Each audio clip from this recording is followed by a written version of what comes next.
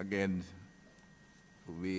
today, before we go into the bill, I'd like to make a short comment on what has been the most horrific and brutal event in Clarendon, Cove East this morning. And I read a statement I'm sending out today on behalf of the government. I know we have the entire country will be behind this event, behind the comments. On behalf of the government of Jamaica strongly condemned the gruesome and unwarranted attack of a 34-year-old woman and her 4 children in Clarendon this morning. The horrific murder of Clemisha Wright, 34 years old, woman of Cocopiece, and her 4 children, Kimana Smith, 15-year-old girl, Shamana Smith, 10-year-old girl, Kafana Smith, 5-year-old girlie, and little Kishawn Henry, and 23 months old baby boy. It is an act of savagery and brutality of unequal proportions. These are young, promising children with their entire lives ahead of them. Mrs. Wright was a hard-working and honest young woman who was making a life for herself and her children. This barbarity is deplorable. It reflects the epidemic of interpersonal violence that permeates sections of our society today. Such utter evil and horror reinforces the need for us to continue to pursue a holistic approach to this disease of interpersonal violence in our society. I wish to express my personal condolence to Mr. Wright's family. The police are continuing their investigation, and we expect a breakthrough in the case in a short order. In the meantime, state agencies, including CPFSA, have been deployed to provide support. We urge anyone with information to come forward and assist in the investigation. I must confess this is strictly not the police was investigating criminality, but this is not a police issue. It is a reflection of a greater social disease of violence that we have to deal with. It's also a level of brutality that is hard to comprehend and appreciate. I think the entire country feels the horror of this, and extend I think I speak on behalf of every parliamentarian and technical officer in this room today, to extend our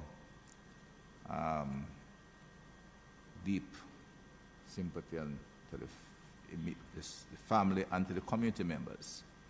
I also was comment that this is the kind of brutality that police face every day, from shootings to domestic violence, which makes the challenges far greater. But as a society, we have to keep focus, maintain our calm, and do what has to be done to deal with all elements of this violence that permeates and create the kind of horror in our society. Mr. Chairman, if you'd allow me on behalf of the opposition to join in condemnation of that horrific act of violence, and to associate the opposition with the remarks that you've made, and to urge the community and the society, anyone who has any information, to assist the police in bringing the perpetrators to justice. Thank you, Senator. We appreciate it. This is one where I know the country united on. Give me a minute. Thank you. Chairman, you know, every time we think that we have heard enough on the killings, we hear something else. And anyone who believes that this abnormally high level of murder in this country is something to be taken normally is really not thinking right at all. These are not normal times, and we have not been experiencing normal times on the crime front, and in particular on the murder front, for a long, long time in this country. And I truly look forward to the time when the righteous outrage that we experience will be directed at the criminal elements who really fear no one and who believe they can act with impunity. And it is my hope that whomever is responsible in this case will find no hiding place, and when brought to books, will meet the just consequences of his or her action. Thank you. Members, this is a hard one, and I know we're entire society, the country is shocked by it.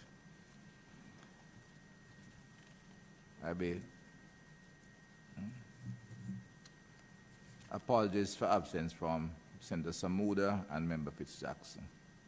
And we are scheduling the next meeting, but tomorrow, as was originally scheduled, we can keep it at 2 o'clock.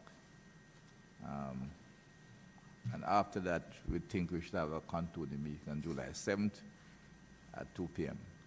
I'm not sure, but I think that should be, yeah, thank you. This one, right? Okay, yeah.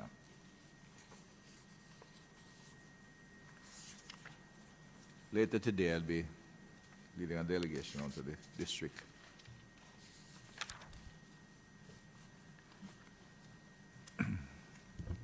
All right. I take it, sure, again, we'll begin at section 51. We finished 50. Yeah. Yes, 51. Begin. You had that 50? I'm sure we. All right. Let's take the same. We'll start at 50 to be on the teen side. I thought we had 51.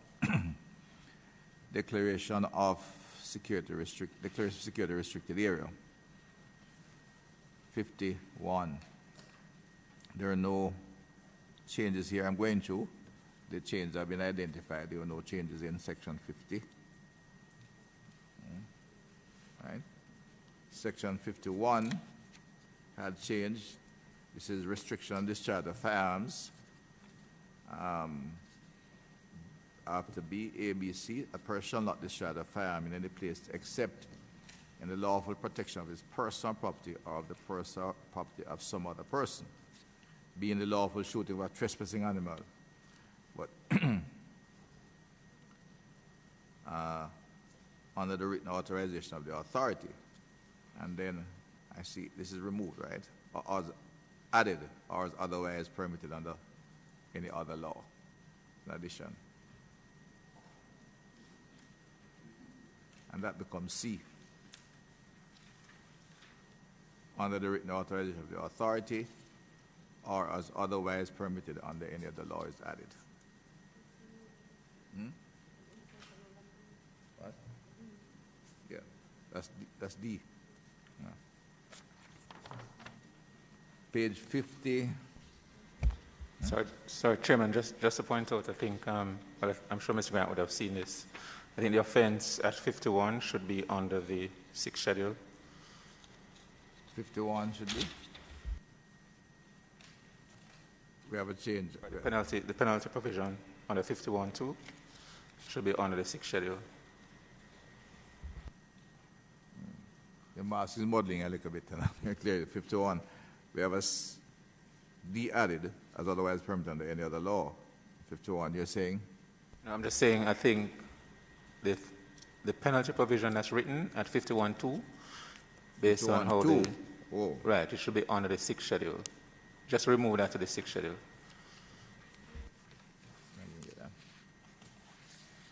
Okay. Huh? Just expressing a little dilemma, Chairman, because I know why we have moved to schedule the offenses, because we are providing for a shortened route whereby monetary penalties may be amended through a shortened process.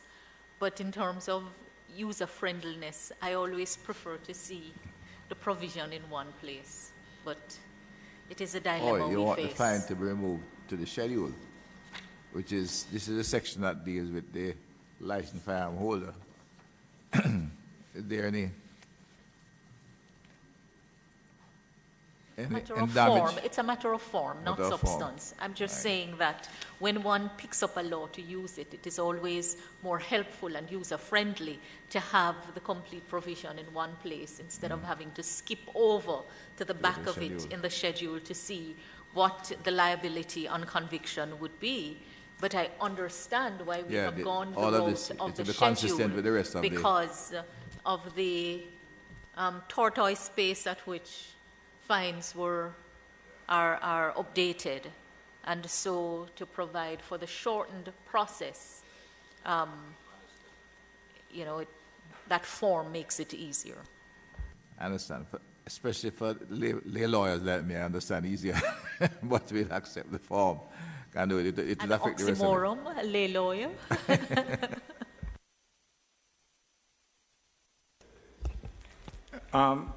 Mr. Chairman, the only query I have in relation to 51, and it speaks to the penalty. I think on the last occasion we were here, we had looked at a penalty that was being applied in the parish court, and if I recall, we had suggested that it may be in relation to assorted parts, Mr. Richards, that we had put the penalty at 5 million or 5 years in the parish court. That was in relation to possession of assorted parts. Yeah, I think that discussion came up. I know it came up. I don't recall exactly. In this instance, we are dealing with what would be recognized as a unlawful discharge of a firearm, which in itself carries with it significant danger and potential of harm. The penalty that is stated here of $3 million in the parish court, would it remain at that, or should we look at putting it to what is potentially the maximum? Advice. This is not usually a major problem, so. Well, I think we should. It would seem a little inconsistent if just possession of assorted parts would have a potential penalty of $5 million and the actual unlawful discharge in circumstances which obviously you're trying to prevent, having a lesser potential penalty. It's an area the parish court will have the discretion, so I leave that. I could put all of them at $5 million. If the parish court judge view it as... It is discretionary. Yeah, they can charge as low as $1. You can charge as nothing. Right? Admonish and discharge. Too. Yeah, but they have the flexibility of choosing what is appropriate in the circumstance. Except that we move it to $5 million to return. Depending on the liability. You delete it from here and have it in the schedule. $5 million. The next change comes in 52, due to deliver of a firearm and ammunition. Subject to subsection 54, a person who comes into possession of any firearm or ammunition shall within, deleted that, the time specified in subsection 6, unless the person has deleted again the appropriate firearm authorization in respect thereof, deliver the firearm or ammunition as the case may be. So we delete 5 days after coming to such possession and delete the word obtained and that period, within that period, as agreed in the joint select. The next change comes at section 6 under the same subhead, due to deliver of firearm and ammunition. 6 is almost a complete addition. For the purpose of subsection 1, the specified time is A, in the case of a personal representative who comes into possession of any firearm or ammunition of the deceased person concerned 5 days after coming to such possession, and B, in the case of any other person forthwith upon coming into possession of the firearm or ammunition.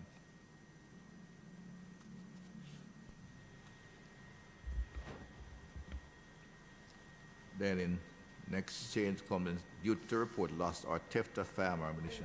The square bracket of 5 days would call for a confirmation as to whether that is the time frame the Parliament would be setting for the personal representative who comes into the firearm. I thought after coming into such possession.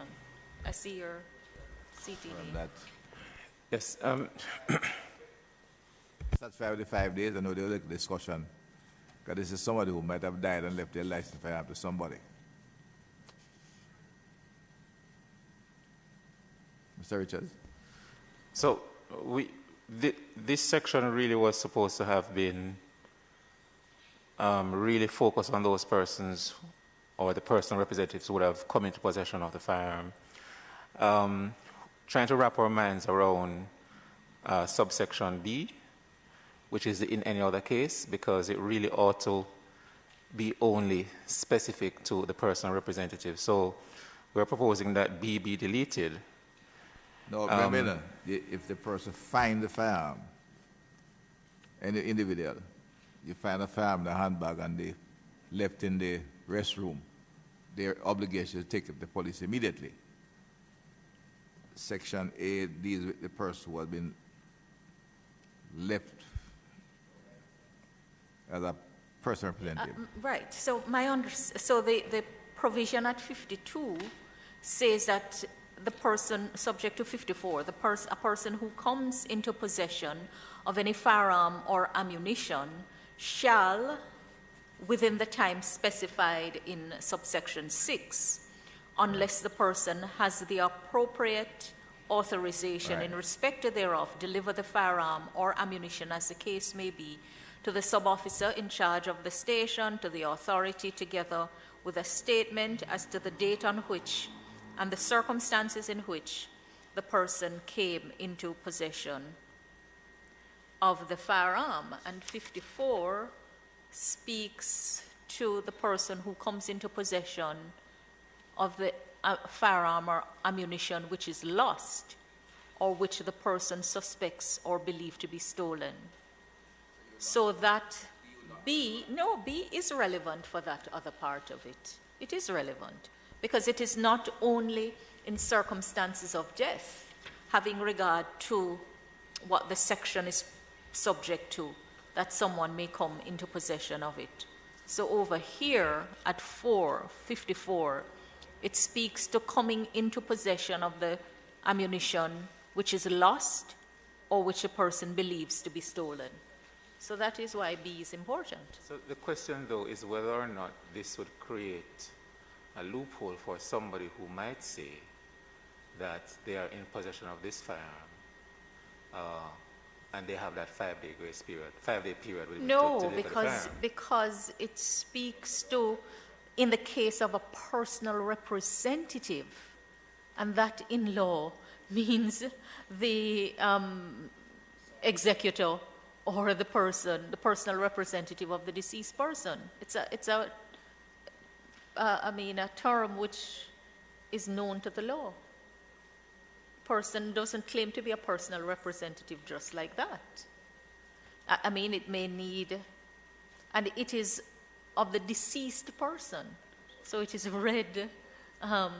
These are matters that are not unfamiliar in law. So it's two things that are provided for here insofar as time frame is concerned. But the important thing is that you're not criminalizing someone who comes into possession of a firearm in supposedly innocent circumstances. They are given a time within which to turn it over and to explain the circumstances and the date on which they came into possession. And all of those would help the authority, including the FLA, the police, to determine whether an offense has been committed. So both appear to me to be necessary.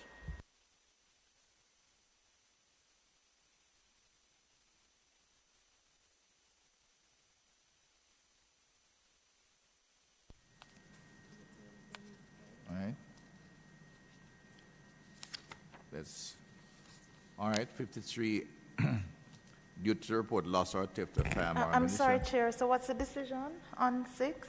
Now, my understanding is that we leave 53, 52, 6 as is. No, but And the time is in confirm square brackets. The 5 in square bracket. So my question then is where are we distinguishing the time? What's the rationale And to me, a personal representative, so you're saying you are going through the trauma of a death and you have 5 days Yeah, they while could let going it through to that 7 trauma, days. but anybody else, it's forthwith? I'm not clear. I'm not clear on the rationale I'd at agree with an all. extension of the 5 days to a longer period. No, Once but why not use the same formulation for anyone? Meaning, why are you distinguishing the personal representative as opposed to any other person? B is any other person. A is a personal representative. Why is the time not the same? So if it's forthwith for any other person, why is it not forthwith for the personal representative? Good question. Good question. What's the policy rationale behind it? No, well, the way I'm saying is the personal representative can be given more time because they'll have documentation so that they are there. I thought B would be applying to the person who not necessarily just come into possession of it by any other means. Not necessarily the personal representative. Am I right there? That B section is for those who might find the firearm or being asked to deliver it. I mean, Minister, you were saying B. If I recall was a the bit discussion distracted. that had flowed when we were deliberating relates to on this, 54. Chairman, is that generally you would want persons who come into possession of a firearm for which they do not have the authorization to turn that over Yeah. before an offense is created. I recall part of the discussion asking for some regard to be had to those persons who would be grieving and in the circumstances increase the may be time. difficult to turn it over. But the question does arise as to whether or not you would just give time generally or you would provide for 2 time frame. Senator, your thoughts, Senator Singh there? I'm supporting the Solicitor General. I can't see the reason for distinction being made in respect to time. And this argument about personal. You see, Chairman, first of all, a firearm is not like some other type of object. It is one that comes with a lot of danger and so forth. And if a personal representative does not have to be a grieving person. Personal representative can be just about anybody. Personal representative can be a criminal. A personal representative can be somebody who you would not want to entrust with possession of a firearm. And we will get to that a little later. But it may just be so you want to put an onus on them that if, because of your status in a person's estate, you happen to come into possession, you have access to the person's safe, and you go in there and you find a firearm, I think you should have the duty and the responsibility to turn it over forthwith. What does forthwith mean? Does not mean the same day necessarily. Doesn't mean the same day, but at the earliest possible time. So I don't know. All right. Okay. But I think there should be some immediate. What you're suggesting, Senator, is that irrespective of the person, whether they are personal representative or otherwise, once they come in possession of a firearm that they are not licensed to carry. Right. They are not, for example, a person who have a permit to use a firearm. They just have no authorization to have it whatsoever. Then they should turn it over immediately. I don't see the need for a distinction. Mr. Richards, I don't support a distinction. Suggestion that clause 6 should be shortened to just reflect absorb A and B, that the individual should in fact hand over the firearm at the earliest possible time to the police.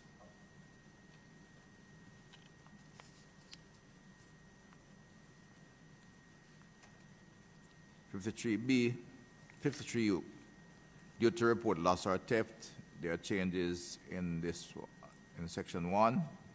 The hold of a firearm authorization in respect of any firearm or ammunition that is lost or stolen, delete within 24 hours after the holder discovers, will now read that is lost or stolen, shall forthwith upon discovering the loss or theft, report the loss or theft to the police and to the authority.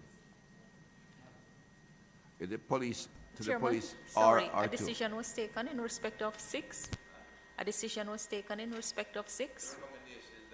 In the nature of firearm, you should have one thing saying that the earliest possible time for whether you have the author, whether you have the person's Earliest possible time or forthwith. forthwith, meaning that, in that the individual who may have the personal representative is not someone who has, the police or the authority have no idea who the person is. It can be anyone. Does that mean then that what is included as the 6 Yeah, would be absorbed. deleted, and then what is at 1 Yeah. would be amended to say that a person who comes into possession of any firearm or ammunition shall forthwith, unless the person has the appropriate firearm or authorization, deliver same to The police or the those FLA. persons? Yeah. Is that what is being proposed? That's what's being proposed. I think we'll let it be. All right. The reasoning sounds 53.1, the hold of a firearm, I said, in respect of that, reads different now. A firearm is in respect, the hold of a firearm, water, in respect of any firearm or ammunition that is lost or stolen, shall, forthwith upon discovering the loss or theft upon report the loss or theft to the police and to the authority. Why do they Well, have to report it it should to be both? and, or would be say or. Or, Because it means 2 visits. Now, once the police gets a proper report, I'd expect you could, if it takes another day to go to the FLA, it shouldn't be criminalized. Or if it goes to the authority and the authority has a record, similarly, I need him to go to police quick to see if the police can help him find the firearm. But again, it shouldn't be, I don't think it'd be worthy of criminalizing it if it delays. What the members think? I think it should be reported to the police. Yeah. But I imagine they would have the administrative arrangements that the police would advise the the FLA. So FLA. the mischief with the correct thing to do is report to the police. And I'd expect the report to the FLA to be administrative. And couldn't criminalize not going to the authority. All right?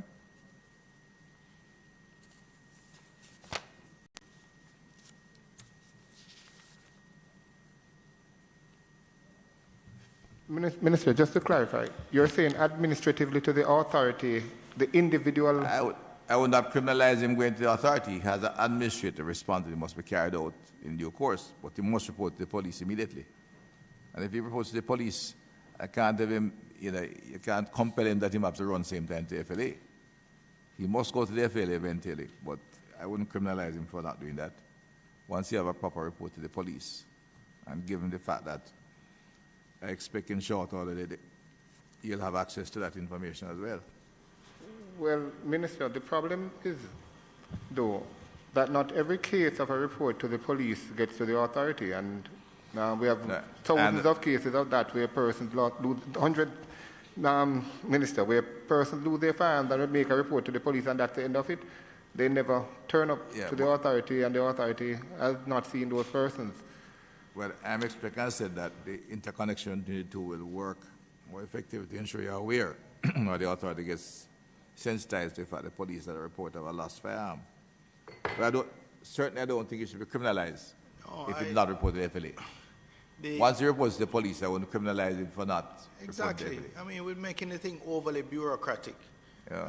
I think the obligation in law is to report the loss or theft to the police. Having done so, administratively, they're going to have to come to the FLA because if not before, when their renewal comes up they will have to come with an explanation. I'm sure it will be held against any future license that they may seek. So I imagine they would do it, but do we have to criminalize an administrative report? I don't think so. Criminalize it. I think you could put in your regulations when you get this firearm, or when we get to that section, so to speak, that if you lose this firearm, he's obligated to report to you within that time frame, or it will adversely affect his... Mr. Daly, we're not saying that it shouldn't be reported to the FLA, you know.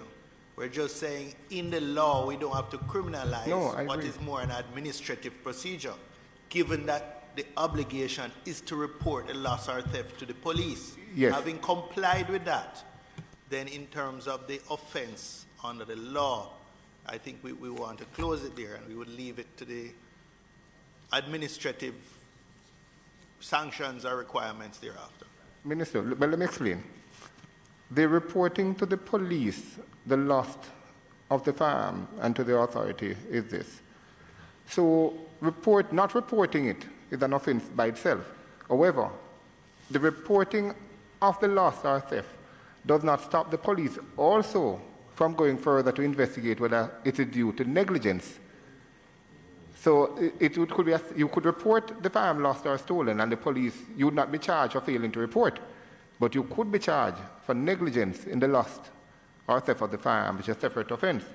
What you're finding is that persons may go to the police and report that the firearm is lost or stolen, and that's the end of it. They have their report from the police, and they never turn up back at the authority, Minister. Never. Right? And so there's no, I hear you. so there's no coming in to renew anymore or anything. They just never return. No, I but hear you, Executive Director, but the issue is... The police clear. having got the report, it would be their obligation to investigate to see the circumstances surrounding this loss or theft. I mean, that is assumed. If the police are negligent, then that is a different problem. But we can't, expect the FLA to be following up on the police to do their work. Well, the thing is this. The FLA minister, being the authority with the repository and the database on license holders, they have an obligation, concern. in my view, the older. Well, I'd expect the police database will have some linkage with the FLA database at some point in time, one. And two, I think I could not criminalize not report the FLA. Police is the law enforcement agency. If they lose it and fail to report it, is an offense. What should be in your regulations, which are coming out when you issue a license. If they lose it and don't report it, and when they come back for a license, they can't get it. But I wouldn't put it in the legislation. It would be inappropriate.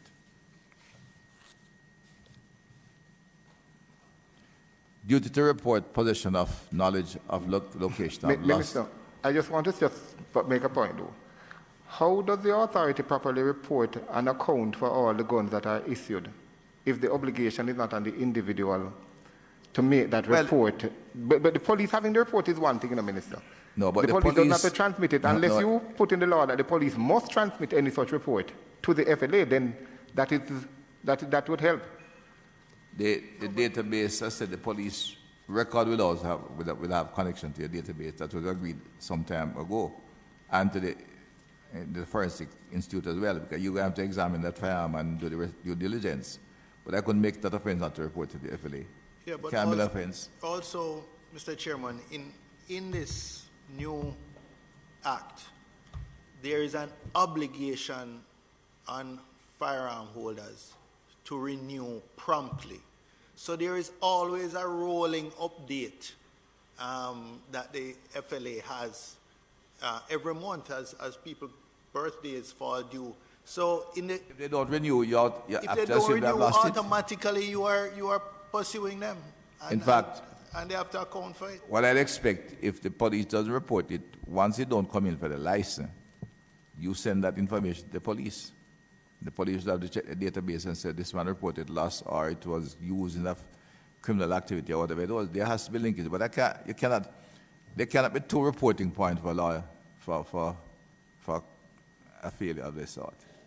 It's really putting on the, I mean, if it's a responsible person when come to the firearm licensing authority very soon anyway, can want back him license. But I can't tell him he must come within 7 days or a reasonable time. If him come after a year, when him do for licensing, then you also can penalize him. He has to show a sense of responsibility somewhere. You're going to, you know, you can say if it happens at the beginning of, if he just renews license, it's going to take 12 months to get there. But I don't think I'm over. Chairman, so I do share the view that we should not make the reporting requirements overly burdensome or unnecessarily bureaucratic, but I do see some wisdom in the loss or theft being brought to the attention of the authority, and the question is, on whom would the duty be placed? Because the authority cannot be presumed to know if it is not brought to the authority's attention, and if the holder is being relieved of the responsibility to report, then I believe that it would only be reasonable for the police to transmit that information to the authority soonest on receipt of the report. Bear in mind, Minister, that the police in investigating it must also confirm the forensic, the ballistics with the firearms authority. They get report that a firearm, the police don't have a ballistic report to them. The police, if they're doing a thorough investigation, must now get to the forensic, instead of forensic science or the FLA, and say, I have firearm number A1235, license to XYZ, what is the ballistics and this, right? It doesn't mean that in every reported case of loss or theft that the actual firearm or ammunition is recovered so that the police can have a reference point. If the authorization is not also lost or stolen, it may provide important information that can be transmitted and made check. No. But I certainly see a wisdom in the authority which issues the authorization be also notified. The only question is who should. And if we're saying that the holder should not be burdened with making a dual report, then we have to also provide for a provision for the information to be conveyed, because I don't think it should be assumed that it automatically will be conveyed. No, I'm not assuming, I'm saying any investigator lost firearm, I have to assume he's going to inquire into the ballistics of the firearm, which would mean whether to ensure. No, it's common sense, it's basic investigation, and you know what this firearm is about. It's like a man report a murder, you don't find out who has been murdered. That's what it is. But Mr. Chairman, rather than belabor it, I think we could just... Basic investigation that I'd say to the firm. Issue a policy directive to the JCF to advise the... No, that's common sense investigation. It's common sense, but I'm saying it's an administrative thing. We don't have to put it in the law. No, that's an administrative. Case, Senator, I have to agree, because if you're you're investigating a lost firearm, you must investigate it. Therefore, you must get the identity of the firearm properly. I said it's like a common sense. Look, somebody dead, somebody was killed down here, sir. And I write it down, yes. Because I report at 4 o'clock that an individual was killed down at 21 John Street. And I just write it down and go about my business. Somebody must go to the scene of the crime. Must go down there and find out who was murdered. Must go to the funeral. Was it murder or not? So if I get a firearm lost as a police officer, I'm not putting undue pressure on my police officers. Him come to me and say, look, I lose my firearm when I was at this function. That the first thing you do is identify the firearm and say, look, if you call the FLA firearm license to John Dickens numbers, well, him don't have a number, from the XY address, I need to know what the ballistics and the numbers are on it. So if I find the firearm, I know it's that. If I get a criminal that committed it, I know immediately that's that firearm and begin to track it down. I don't think that is not a default. Would be the first requirement of the police officer. Yes. And at the same time, you can put in your regulations, that once you issue a firearm, the holder of the permit is obligated to report to you. If he doesn't report it to you, then he'll be held he will penalize when you come back for the renewal. That would be the issue, but I don't see why I should criminalize that. I said he reports it to the police must investigate. The FLA is a regulatory authority, not a law enforcement agency. You know, I'm making the police, I don't mind giving them some break here, but this is a basic investigation that we have to ensure is carried out. Chairman, and the database, remember, all the database will be electronic, which means all he has to do is to call the Firearms Licensing Authority and get entry to the database to see who this person is. Chairman, that the provision really was dealing with the duty that is a duty to report theft or loss. Yes. So this is not speaking about other things that may flow from receiving the report, but it is placing a duty on the holder of an authorization to make a report. Right. Police, immediately. If he doesn't do it now and the firearm is held, is found doing something else, that's the police area. If he does not report on the day in question or within 24 hours of that, and the person who steals it commit a crime, you also hold him accountable. I didn't report it. Right? And it's not the FLA do that, it's the police have to do that. And there is someone that steal it from him, go down the road, go shoot someone, and come and tell him he didn't know about it. You have to assume him lying, unless he reports it. So the important that his first object is report to the police, and the police then identify the firearm. But there would be an obligation, the regulation, that he has obligation to report to you, but I cannot criminalize it. So are you saying then that subclause 2 should be modified to say the person who, without reasonable excuse, failed to make a report to the police under 1 commits an offense? So it's either you're keeping both, but the offense relates to the failure to report to the police. I think that's what the discussion would call for. Right, and what you do with, is the duty still placed on the holder to report to the authority? It would be administrative, it should be a responsibility, put in the regulation that issuing the firearm. That if he does not report it, then the Firearms Licensing Authority will take that into account when he comes back for renewal. So will there be a time period for the report to the authority? Will there be a time period for the report to the authority? No, it could, but I'm saying I don't know what your time period you'd put there. If it's a responsible person, you're going to do it at a reasonable time. If he's irresponsible, he's going to come down a year down the road when he wants another license, or the police checks it out. I said there must be an obligation on the police to investigate thoroughly the firearm. That is where the obligation is. It's just a clause as bear in mind, if you're looking at other cases, if the police doesn't investigate properly, you know, he has no case to go to. Right, but the clause as written. I think we, just for the purpose of what is being provided here, the clause is placing a duty on the firearm, the holder of the authorization, to make a report in the event of loss or theft. Right. It says here that the report is to be made to the police and the authority, and it is to be made forthwith upon discovering the loss or theft. The second part of the clause creates an offense as a way of enforcing the duty. So from the discussion, at least 2 questions arise. If it is that you do not want to make a failure to report to the authority an offense, then subclause 2 needs to be modified. But if 1 is kept as is, then the question is, how is the failure to discharge the duty to report to the authority to be treated? And you're saying that it would be something that the authority would take into account on the time when a renewal is to be made. But that assumes a number of things. If amend, when is...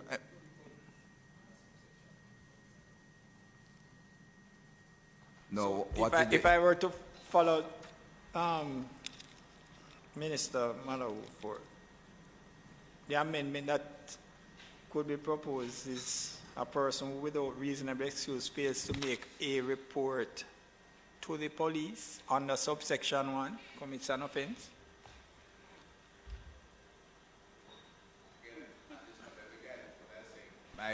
That not to report to the FLA is not an offense.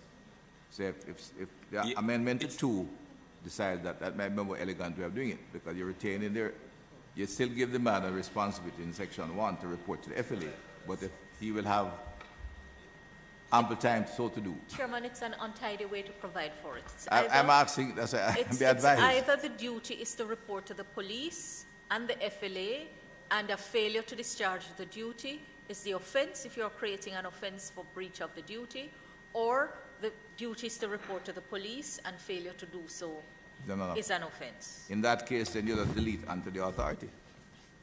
And the authority will, in its issuing of a license, make that an administrative requirement.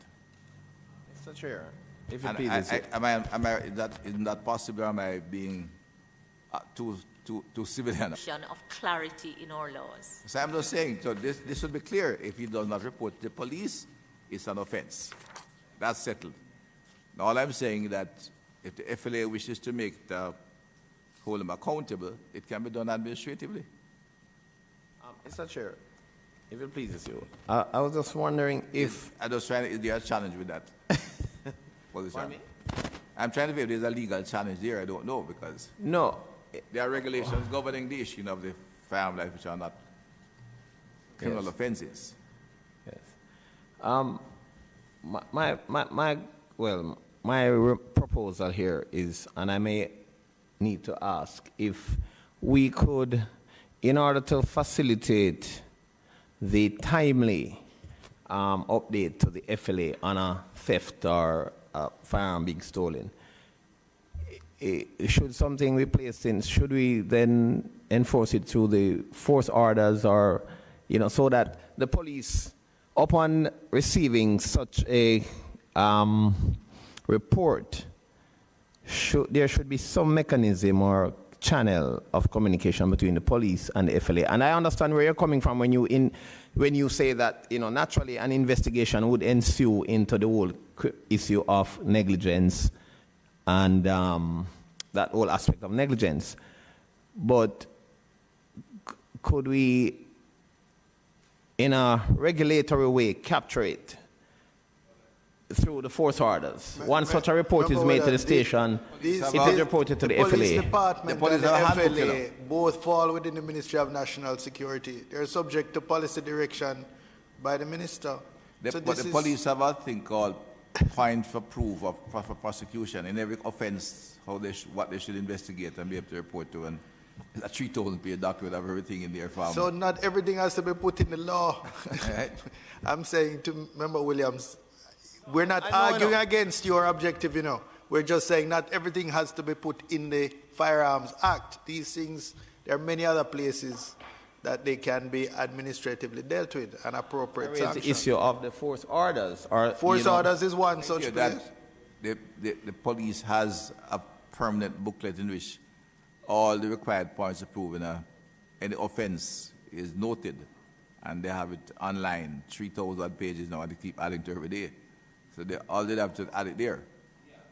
But in terms of communicating, that's what carries the That's what carries the weight for prosecuting the offense, Because the force orders come every month, and the points to prove in prosecuting and whatever. Yes. Remember the actual terminology for it. Yeah. It's where they go for guidance for an offense, so they go in there and say they would have to go in there and look at report of a loss of a firearm, what they need to do. Oh, very well. That's where I'm going. That's where I'm heading. So I'm saying if if there are such provisions where the police is obliged to notify the FLA, then there's such a provision. Documented. In my view. I went to our police and said ultimately they should have a database to collect without even having to call the FLA. But it may not be just every constable what find out what the firearm is about. My view is that the FLA should, in issuing the firearm, there are regulations to come with you when you receive a firearm license, which you have to abide by outside of the law. Well, not outside of the law, within the framework you carry a firearm license. And if he doesn't report it, he will have a challenge him, go back to the FLA. If you have another firearm license, you take it from him. It's considered negligent. You deny him, not only deny him a renewal, but you take what they want him to have. And that, if he doesn't report the loss of a firearm.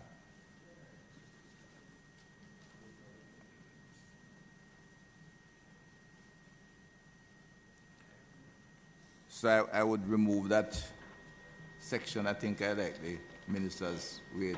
Senator, just remove the authority from section C. The offense is not reporting it to the police. The FLA will then, by administrative regulation, notify their licensee what they'll be held accountable for if they fail to report on time, including removing any license they have otherwise.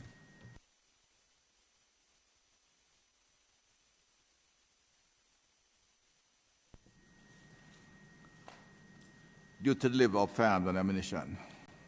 One has some changes subject to 54. A person who comes into possession of any firearm or ammunition shall. Minister, we're now at 54. When the time specified in section 6. 54, Minister. Sorry. I'm reading. We did that already. 54. Due to report possession or knowledge of location of lost or stolen firearm or ammunition. The change on page 52 comes at section 3 of 54. A person who has knowledge of the place where any firearm or ammunition that is lost or stolen and has not been recovered in the lawful circumstances is located shall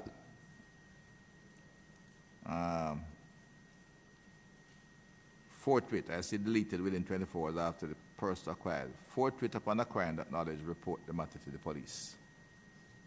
That's the amendment. Further. 53. Brings to another section. Part 5, firearm authorizations. This is where now we deal with FLA and your licensing, right, Mr. This is your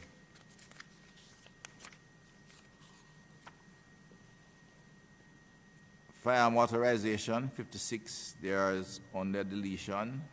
Chairman, sorry, Chairman, before you move on from 54, the clause as it is written is limited just to lost or stolen firearms. And we were wondering about those persons who might come into possession if it's not lost or stolen.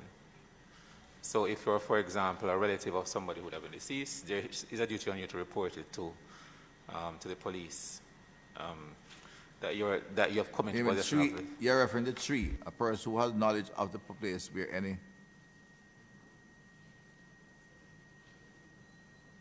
and has not been recovered. That's what you're referring to, Mr. I mean, this should be a licensed firearm, you know. It's a man who knows where some criminal hides some firearm.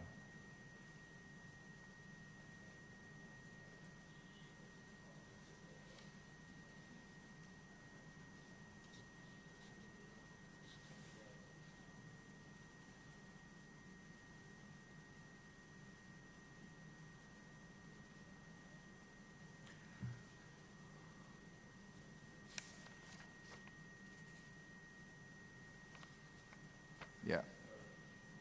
Sorry, Minister, I was saying because the provision is limited to lost or stolen firearms as opposed to just any firearm. We're wondering if it could be broadened to include those other persons as well. No. This is, you're referring to 54.3? Yes, 54. All of 54.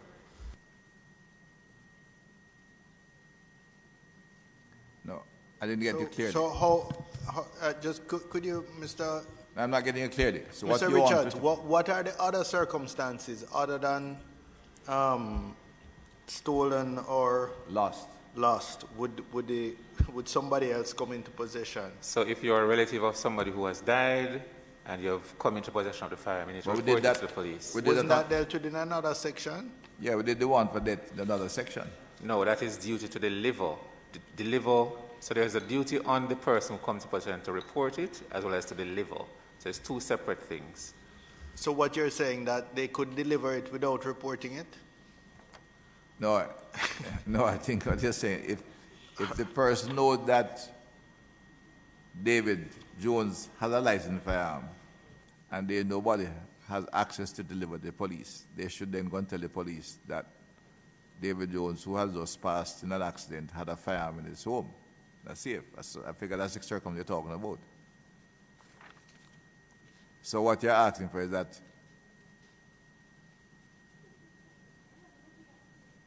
a person to come to I position don't know, with a Section firearm. 52, Mr. Richard, seems broad enough to cover your concern, where it says a person who comes into possession of any firearm or ammunition. All right, I see where it can work on the 52. Yeah, I think 52 would cover your concern. Because it's just broad enough. It doesn't say how they happen to come into possession of it.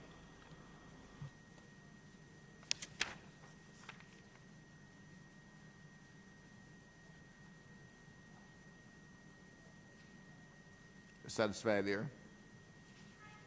Seems to be, I don't know. I think we can move on, Mr. Chairman. 56, firearm authorization. It's FLA fully no. That's nothing. Prohibition and grant of firearm authorization contrary to international obligation. That paragraph was one deletion. Weapons is replaced by arms at the very end. It refers to firearms, ammunition, or other categories of conventional, not weapons, arms. 57, section 1 on page 53 has no changes. Page 54 has no changes. Page 55, grant of firearm authorizations by the board,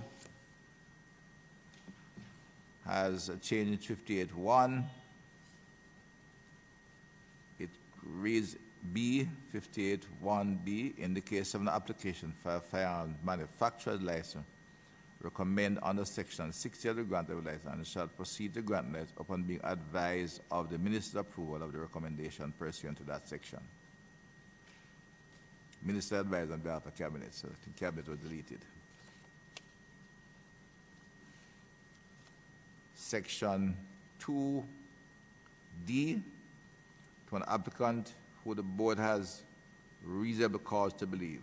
Reasonable cause is added instead of reason. Reason is deleted. 55, 56. Yeah. All right. I'm back to the concern that I have in relation to what would be 4. That's yes, 4s. No. Roman numeral 4. 4 with section. 58. 58. On page 56, I'm looking Yeah, at we're just getting there. No, that's the thought. I thought we were going backwards. Yes. 56. No, I'm not going back. Isn't it 58? 58. Yeah, we are there now. That's where we are. 56, page 56, 4. Oh, when you said 56, I thought you were saying section 56. No. We are still on 58. Yeah. So, do you have any changes there? There's a change. 4 is otherwise unfit to interest with such firearm or ammunition, and the board may require the applicant is added. This is added, and the board may require the applicant to undergo psychometric testing as part of the requirement for determining whether to grant authorization. Yeah, the concern. Well, it's just that I still have the concern in what is otherwise unfit to be entrusted, and how is that determined? I looked in the United Kingdom and came across what they have established, and it deals with trying to assist in determining how is that term to be applied. And there is a guide that they have established. And what is read in the introduction in that guide, it says, the inspection of police firearms licensing by Her Majesty's Inspectorate of Constabulary and Fire and Rescue Services highlighted the need for more consistency in the application of firearm licensing law by police forces and recommended existing Home Office guidance to be put on a statutory footing. So what they have done is that they have created what seems to be a book to which reference, pardon me?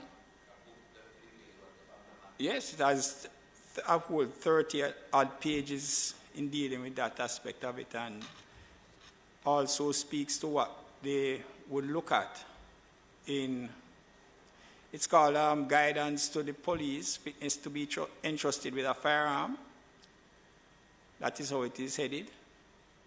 And it sets out the various things that one looks at.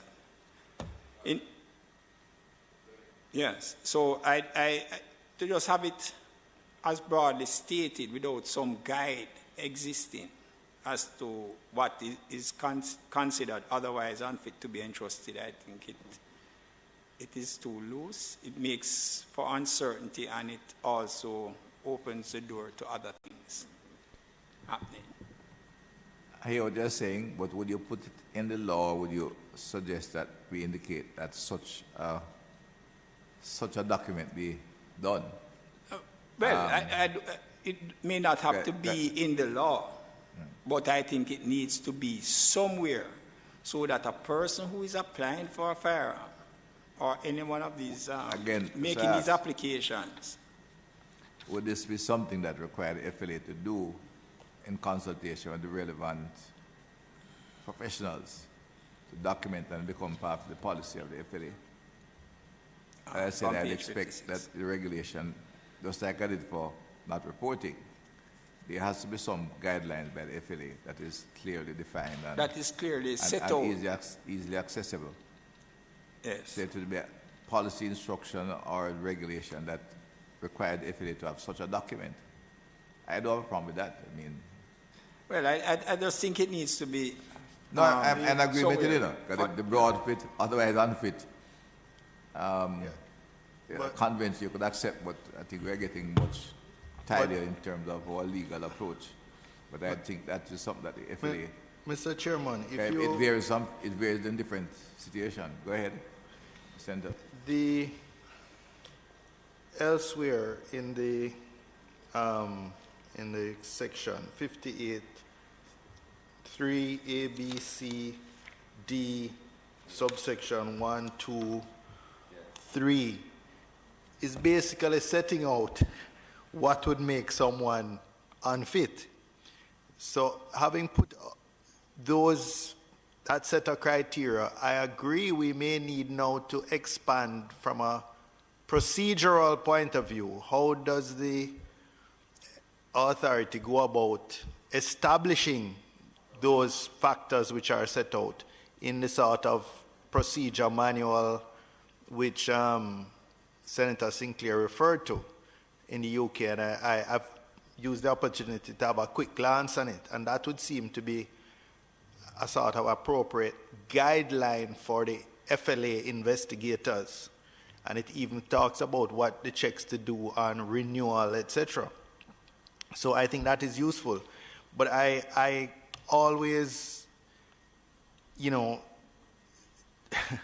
if we have already gone to the effort of setting out all these circumstances, all these criteria which would make the person unsuitable, and then we just throw in this catch-all, is otherwise unfit to be entrusted, then I think we've moved from the objective to the subjective again.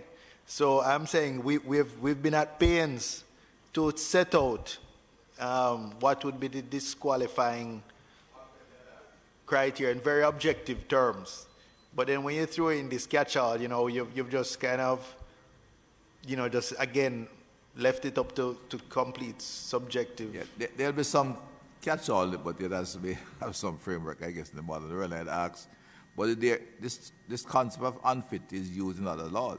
Is there a So it's not that the person is just otherwise unfit. The qualifying words are unfit to be entrusted with such a firearm or ammunition, to my mind, is a little different than No, just but I'm saying the person is otherwise unfit. we have set out what would make that person unfit in about 10 different reasons why a person would be unfit, including if the board has reasonable cause to believe he's of intemperate habits, is suffering from a mental disorder, has a history of mental health issues, drug or substance abuse, domestic violence. All of that is which would cause the person to be unfit to be entrusted with such firearm or ammunition. So I'm saying we've set out in quite objective terms, and the guidelines could further expand the, how an investigator would go about establishing that. But then we come back and then just throw in this catch-all, which is really dealing with the same things again, but just throwing it into the realm of subjectivity. All right, so the suggestion is that we retain the clause, but we require the FLA to prepare a procedural handbook. Is that the suggestion, both senators? Before you get to that, Well, I would certainly support as part of the regulation that they have a regulation that sets out something similar to what they have in the UK that would be an objective guideline to investigators, to the FLA investigators. Mr. Go ahead, Mr. Ford. I want to make sure we're not talking at cross purposes. Just to say that the catch-all provision, if a list is set out in an exhaustive way, then it's usually saying these are the only things that you take into account. So usually it is to take account of something that may be relevant, that arise, which is not included in what has been set out. And it would, so generally you would have words in older legislation without prejudice to the generality of the foregoing, which conveys the sentiment.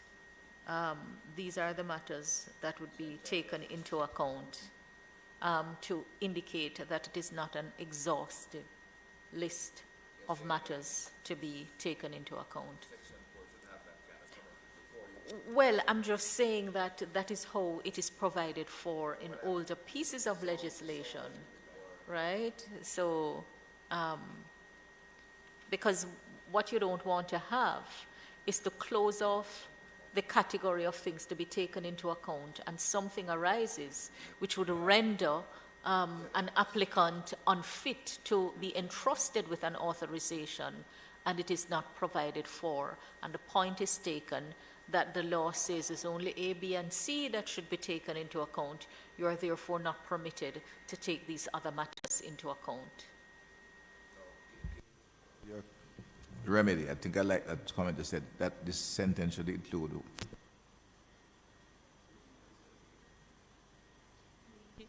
Without prejudice to the generality of the foregoing. That's just one way, but the drafter would know how to provide for that. If it is to ensure that should something arise which is relevant for consideration and is not specifically enumerated in the list, then that can be taken into account. That's fairly clear.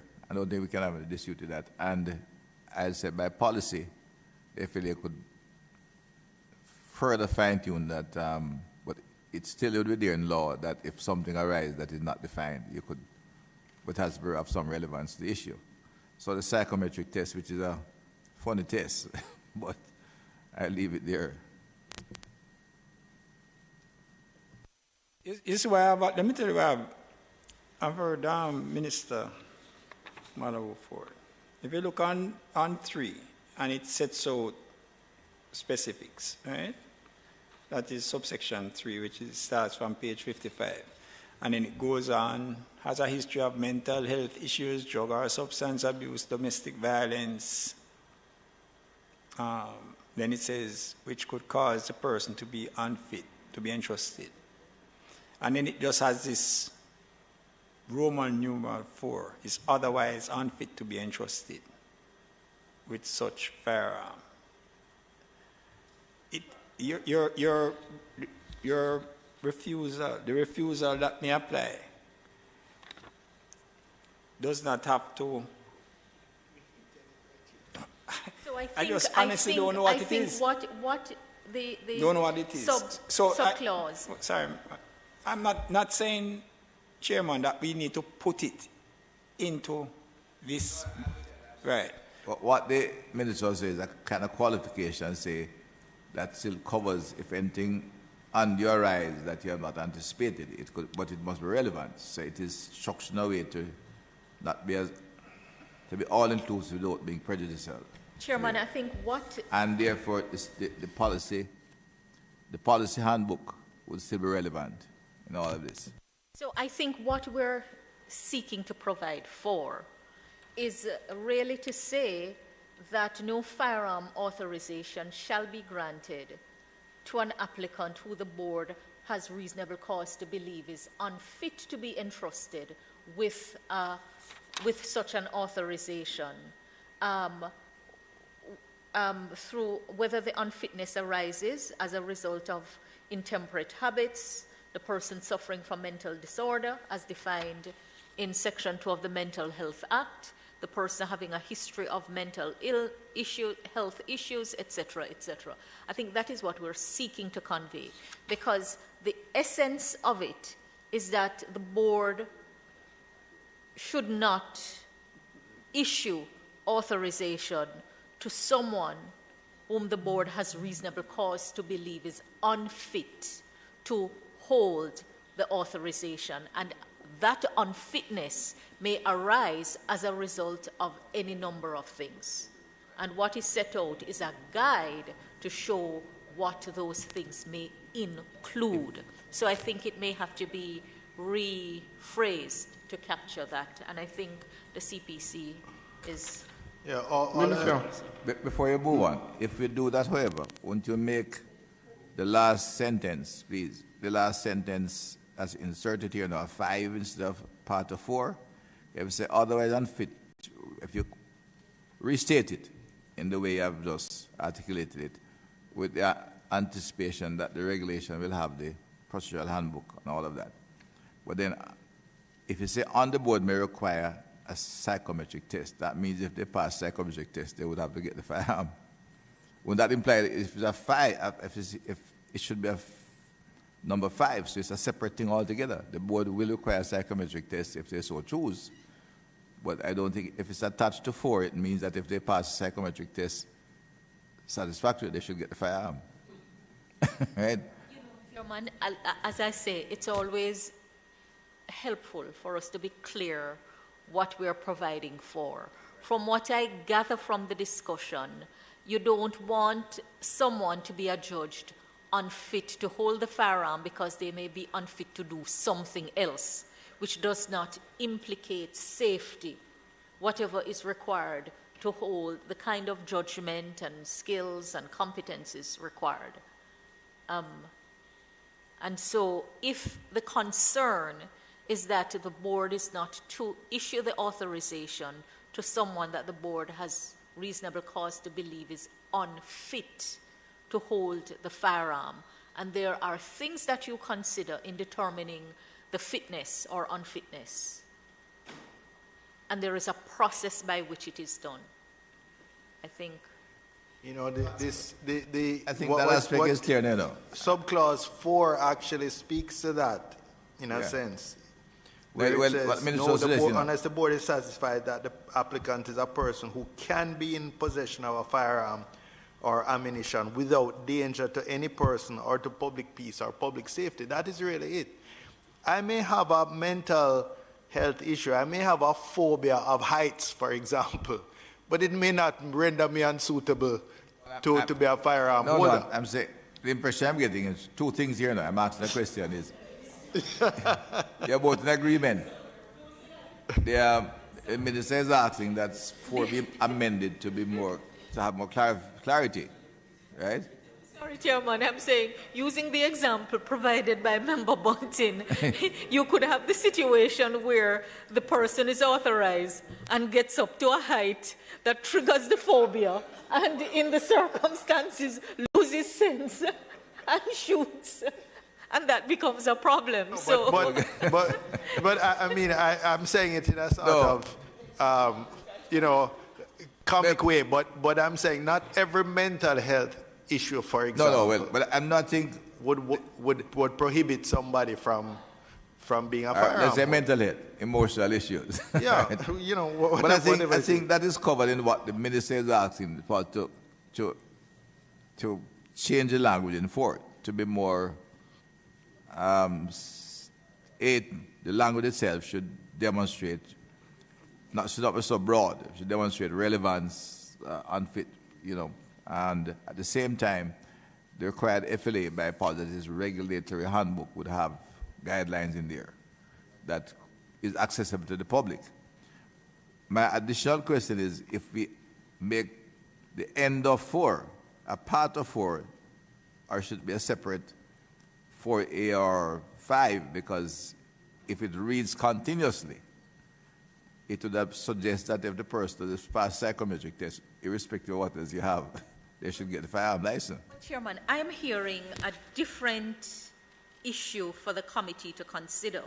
What I'm hearing is that since subclause 4 sets out what the board must be satisfied, the question is whether it is necessary to also set out what the board must not be satisfied of. Because an applicant, an assessment of the applicant not being a danger to any person and the public can be assessed from the standpoint of the habits of the person, whether the person has intemperate habits, etc.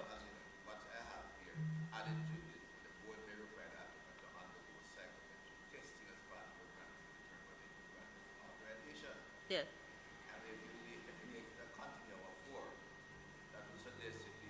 Your mic, Mr. Chairman, your mic is off. If that's a continuum, then he should get his license if he goes through the psychometric test successfully, irrespective of what you say. A psychometric test is what seeks to examine in an empirical way a person's personality. And they have different classification and variation for it. It's a test by the psychiatrist, it's a different thing altogether. So I think it's a worthwhile test to be done, because but what it's saying here, if they satisfy your requirement of someone who is found otherwise unfit by virtue of they'd say, well, I find nothing wrong with what I like to the psychometric test. And they can't deny you on that basis. You know, Mr. Chairman, I think the drafting might be a bit more straightforward and more elegant if 3 and 4 subclauses 3 and 4 were combined into one, because both start saying no firearm authorization shall be granted under this section. They're saying the same thing. No, those I think is from a drafting. I'm just thinking the last section should be a 5. The board may require the applicant to undergo a psychometric test. Right? If it can't be linked into this other one here, it doesn't make it would. I'm almost, I'm a bit cautious, because a lot of these kind of psychometric tests are they're not things that stand up in court. They can be used as one thing to consider. But I'm saying that I almost think this would be a defense for somebody who is appealing, being denied a firearm license on the basis of some mental health, that they could go to the... No, this is not mental health. Let us get... Psychometric is not mental? A psychometric test is not a mental health test per se. It is designed to give an insight into the person's personality.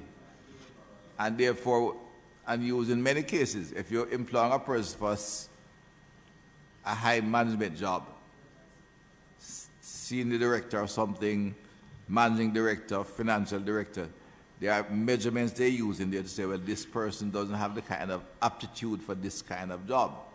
So Right. it's Right. So, exactly. most of us are familiar with psychometric tests in a kind of corporate setting to see if Yes, somebody that's what has it the is. skills and competencies or personality traits The personality traits have the skill and competence. to suit a particular type of job. I'm not sure. I'm not even sure myself, but I'm assuming that they can also, because they're usually designed by psychologists. You leave that assessment to your managing director. No, but companies use it as part of, as a one data point in their recruiting. Well, that's what I'm saying. If it's in here, it has to be a separate data point. It cannot be attached to for it has to be a separate item. But if you're questioning it, I'm not. Yeah, I wouldn't put in that section on psychometric testing. I would, certainly somebody who might be appealing a denial, and I think there should be an obligation for the authority to say why they're denying that person, so that if they're appealing it, and let us say that the denial is on something to do with their personality, then they can bring a psychometric test or whatever, whatever other evidence they can provide to refute that. So that's why it will be a separate item. It will be item 5, in which case I said. No, I'm saying though I wouldn't even identify that specifically. If you're using the appeal, you have to have it there. So the person can use their psychometric and go to the appeal board and say, look, I disagree with this assessment. But again, I would even ask, why is it being included in the legislation, in the Well, act? it's one of the things, just as against putting it into what I have spoken about as whether right. in the regulations or in guidelines. when you see in 3, you refer specifically to mental health, drug abuse, domestic violence, are charged with detaining the respect of offense involving domestic violence.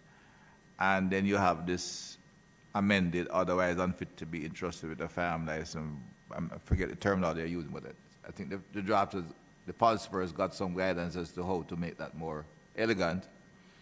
And then you have this item, psychometric test has become pretty standardized, as the MIP said, it says in executive appointments. Okay, it is used now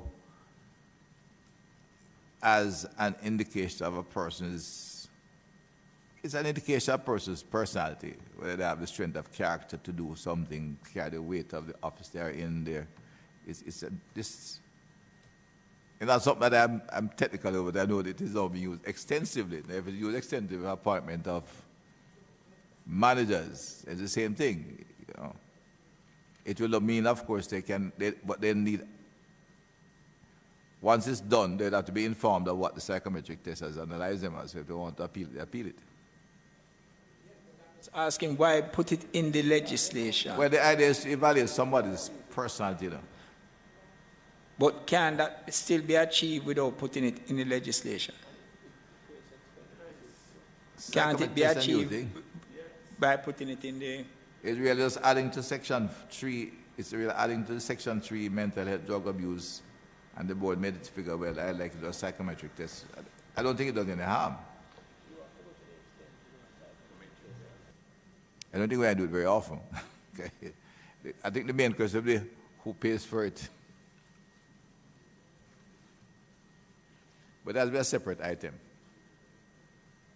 Am I right, Sir Richards?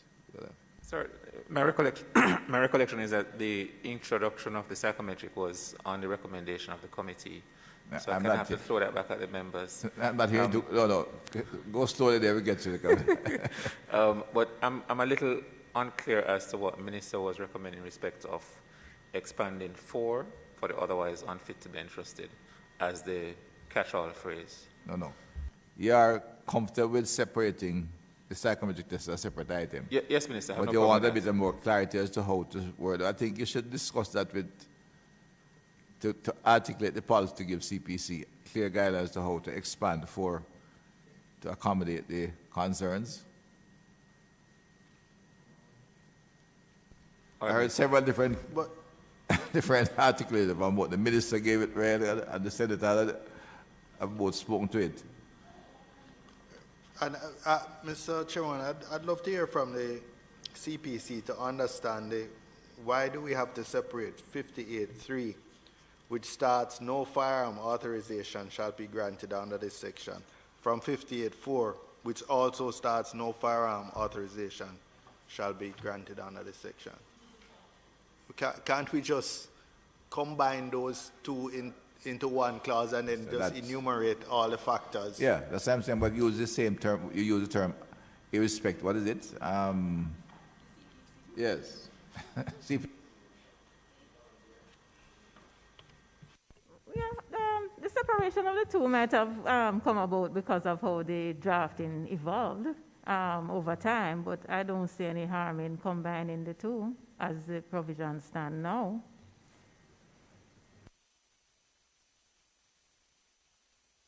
Your guidance, you'll set it out and you'll have a 5. Well, it will be a A, B, C, D and a 4. It will be the new 4. All right. Chair, just a question.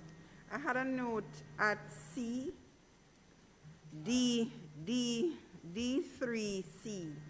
that there was a discussion about whether it was reasonable to render a person unfit merely because they had been charged.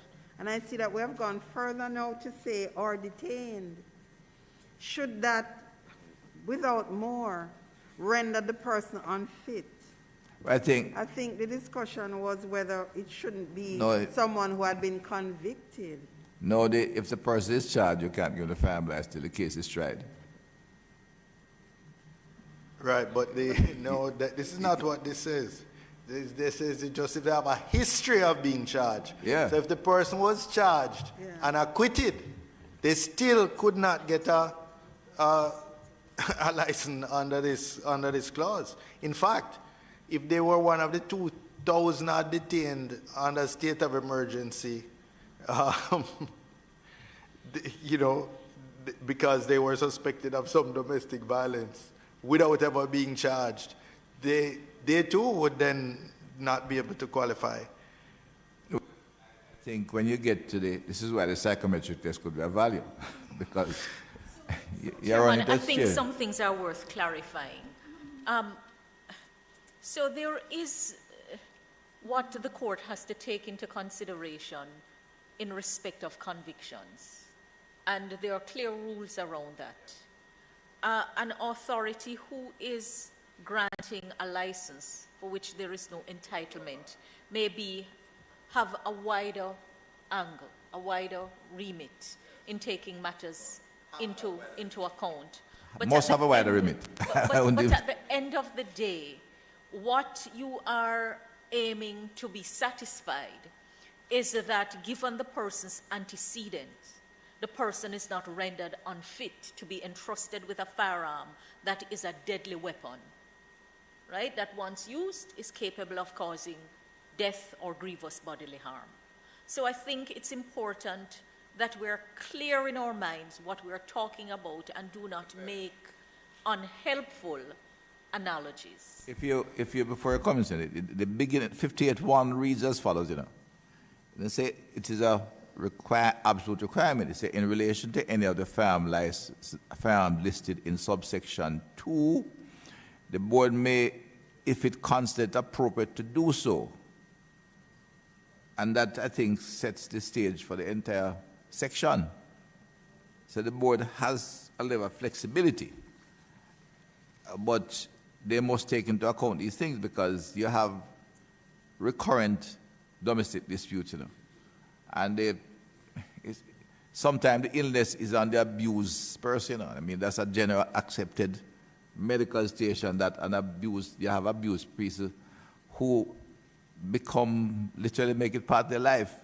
I mean, they accept the abuse as almost a norm, if you can use such a term, and they keep reporting and going back,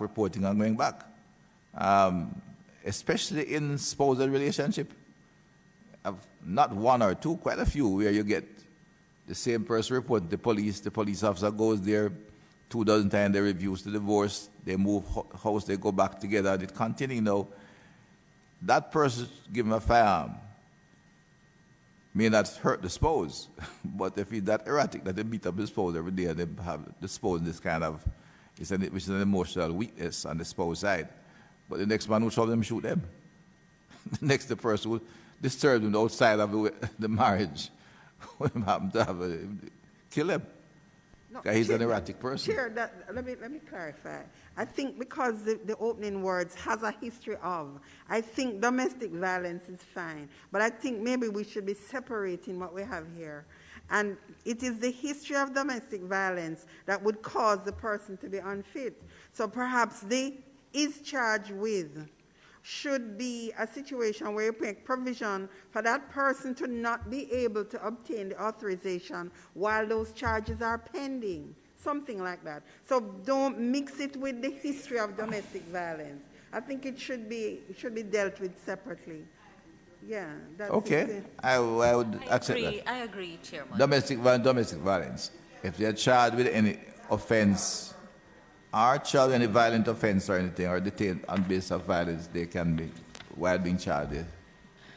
Right. Chairman, I would go even further to say the entire clause 58 perhaps need to just be reworded.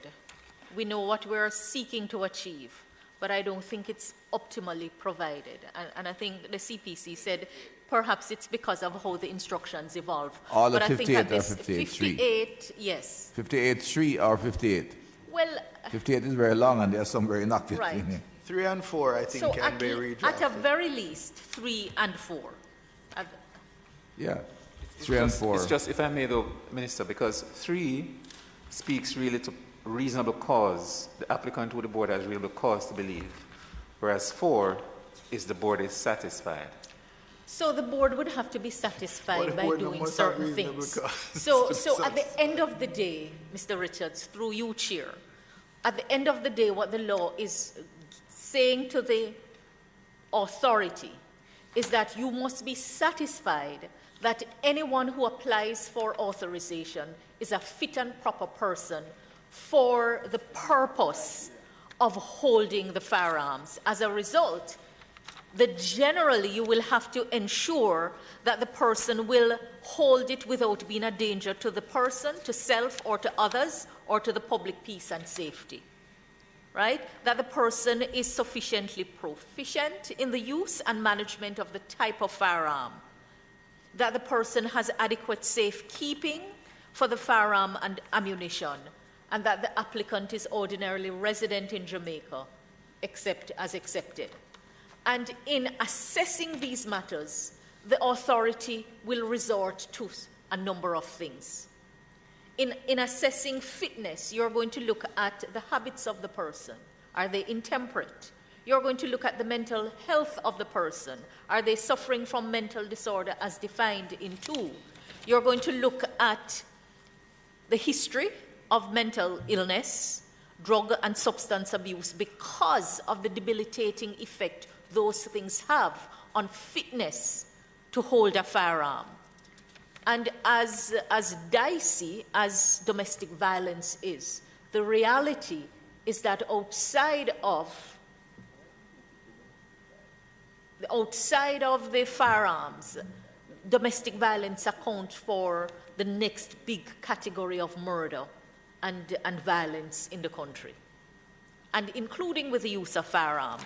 So that's why I'm saying that when you look on what the board has to be satisfied, what is provided for at 3 is really part and process of what the board takes into account. And so the 2.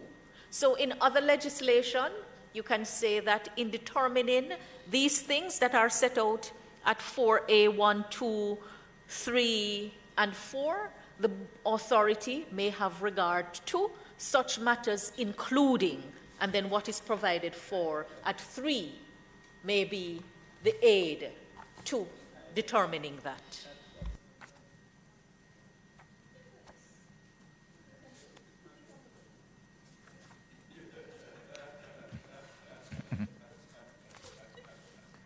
All right. Are we clear now?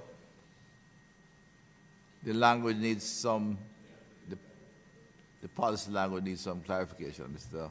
Richards. Are you have a I clear think, picture?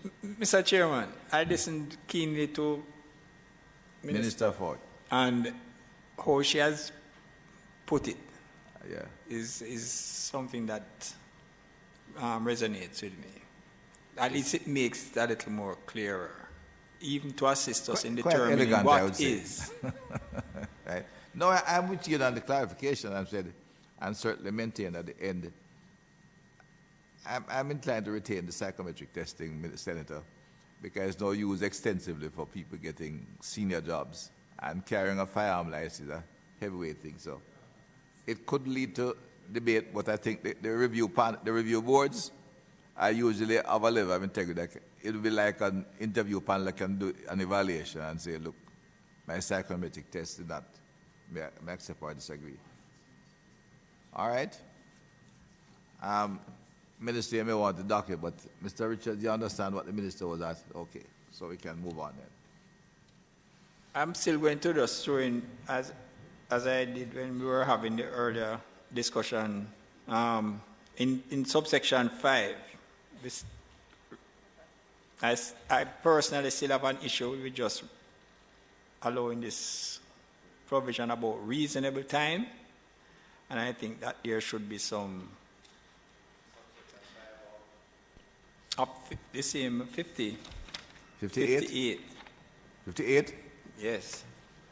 Subsection 5. 5.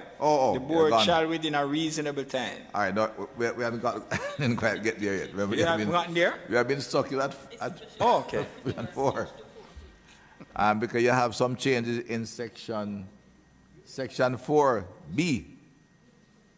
You have 4, still in 58, 4B, seems to be almost new.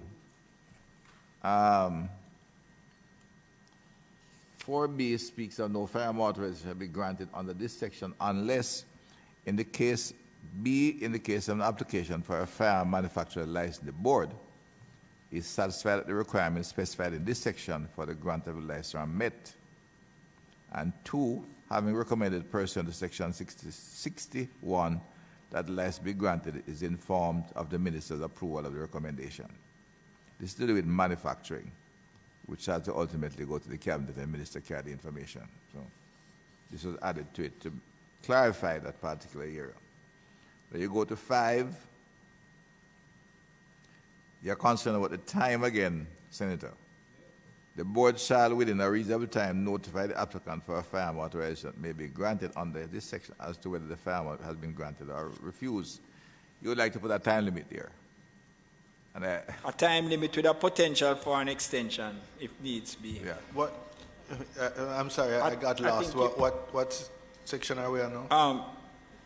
58.5 on page 57. 58.5, page 57, where the board's in refusing a license, the senator is asking that a time limit be put on the first reply. Well, whether granting or refusing. Yeah, there should be a reply to the applicant.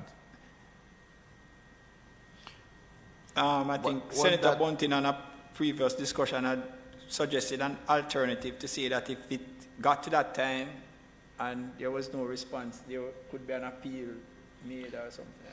Yes, like a right of appeal if they have not had a response from the authority within, whatever period, 6 months or 12 months, they would be deemed to have been denied, and they would have a right to appeal to the review panel, review board.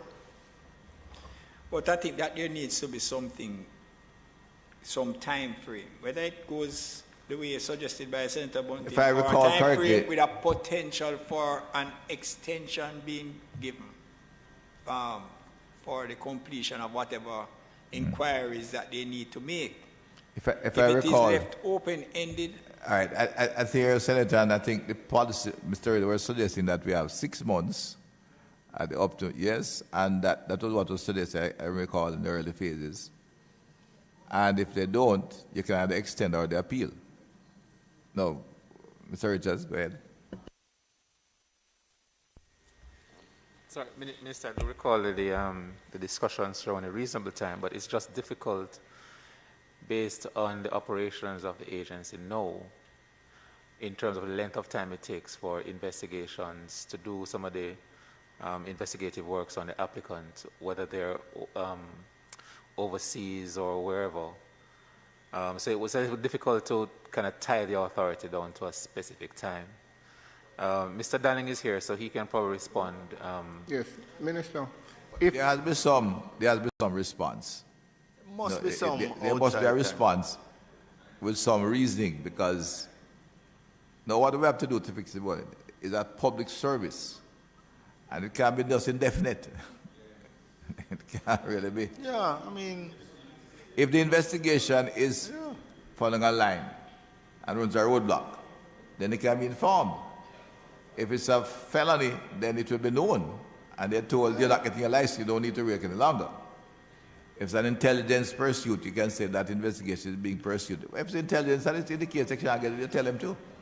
Mr. Chairman, I'm even willing to make it be 12 months so that it doesn't pressure the thing. But there must become a point at which an applicant, if they have not received either denial or permit, can appeal their case and let an independent review board see whether the FLA's position is reasonable. But remember, you would appreciate that sometimes a due diligence investigation may take more than 12 months.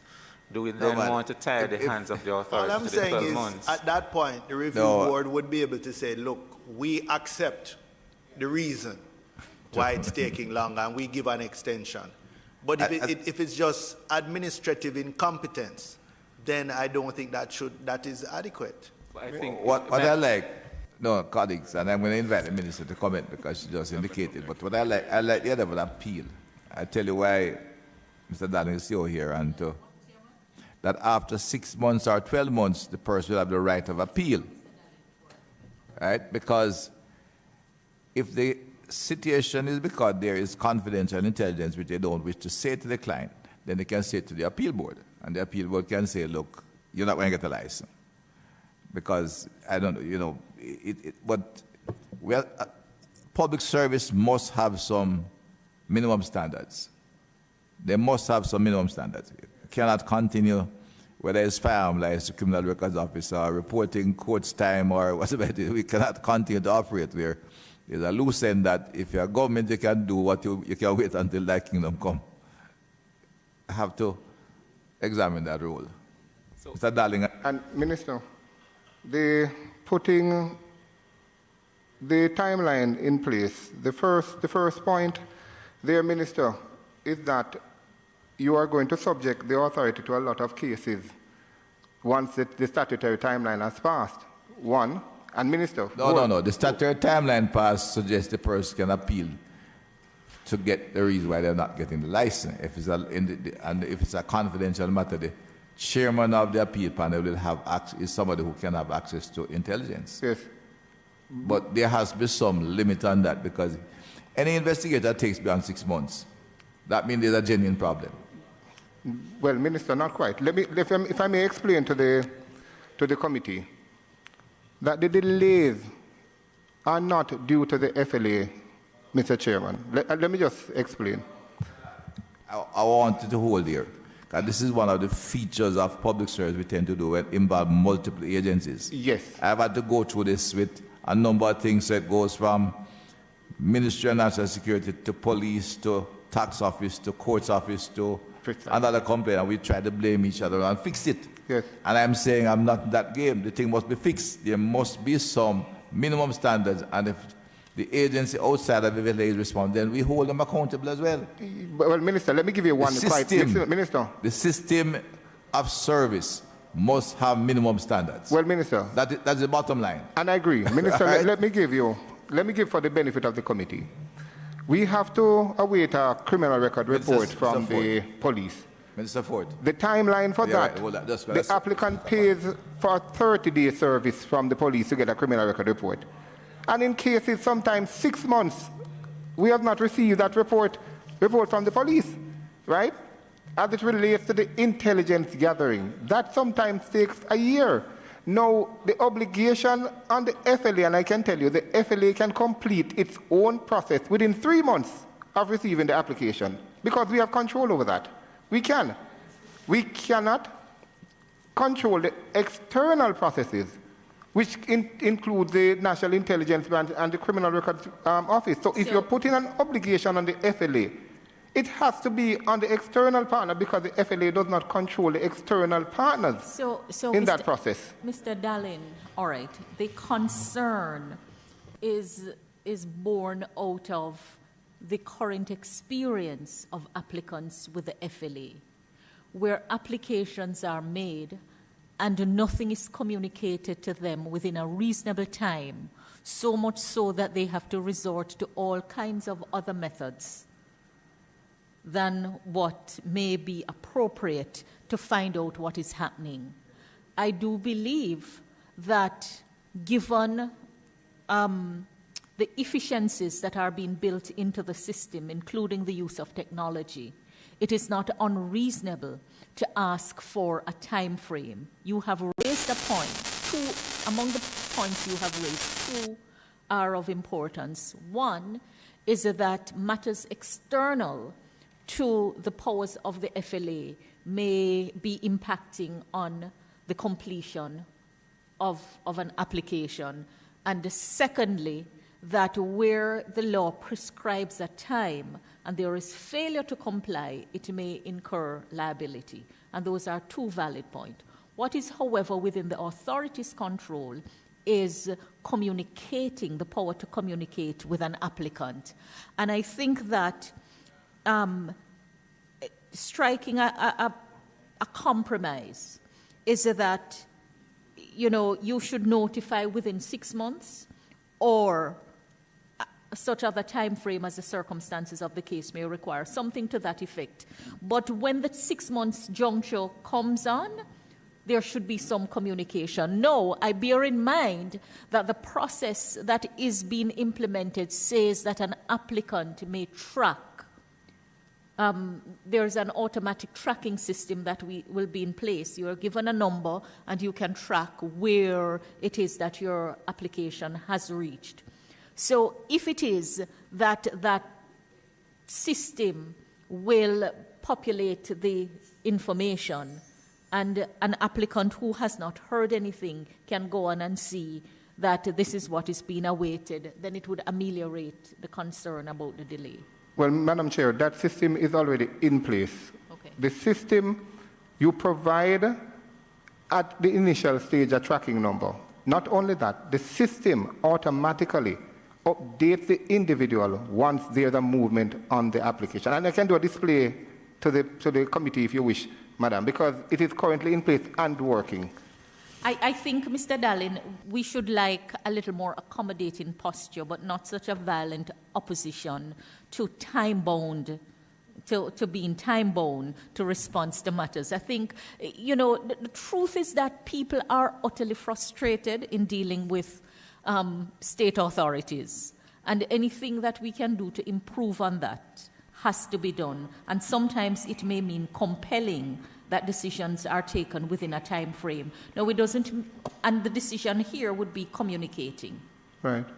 But the matter has to be looked at systemically if it is that other things are being put in place. And Minister, But the message that I think you need to receive on behalf of the authority is that it is not appropriate for applications to linger and applicants are not apprised of where things are. And Minister, I fully agree 100% with the position. And Minister, I'll say this to you.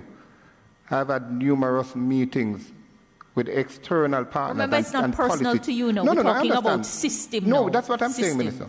Yes. And that is why I've put it to you that we have tried to change the processes to seek to improve on the turnaround time at the FLA, and including use of technology to enhance the processes to ensure the quicker turnaround time. So am I recalling correctly that it was agreed that the timeline would be indicated by way of policy and administratively, as opposed to it being mandated in the legislation. Am I recalling that discussion? Yes, so there Chairman. was an agreement that a timeline was important, but instead of putting it in the law, we would put it as part of the policy and the standard by which the authority would be held to account. Yes, Chairman, that's actually correct. I was Richards? pointing you now to 106, because the CPC would have submitted a draft to say that the Minister will make regulations in relation to the development of a service standard framework for the authority in determination of application. That was where the discussion ended up the last time. So the authority would then be held to account for certain service standards So to also include those. Bear in mind, though, you know, if it goes in regulation, regulation is subsidiary law. It's also going to, the expectation is that you would comply with it. Right. And Minister, just to say it, that our own standard timeline is 6 months at the moment. Anyway, you know, the message really is that all persons who represent the state and deal with functions must get it in their heads that you have to be efficient, time efficient, cost effective, and respectful in dealing with persons who engage with you for services. That's really the point, because people are frustrated. Madam Chairman, could I ask why is the 5A include a reason for the refusal in square brackets? Should that not be in there?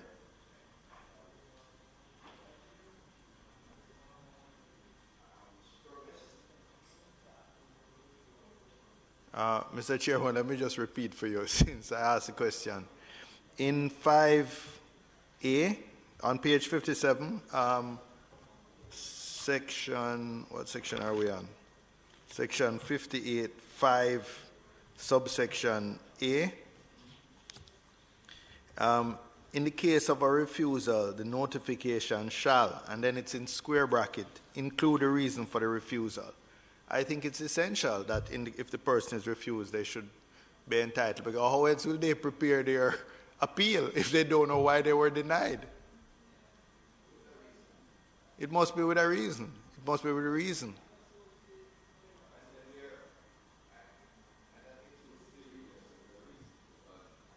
It's of the intelligence station. They might want to reveal it to their lawyer, to the review panel.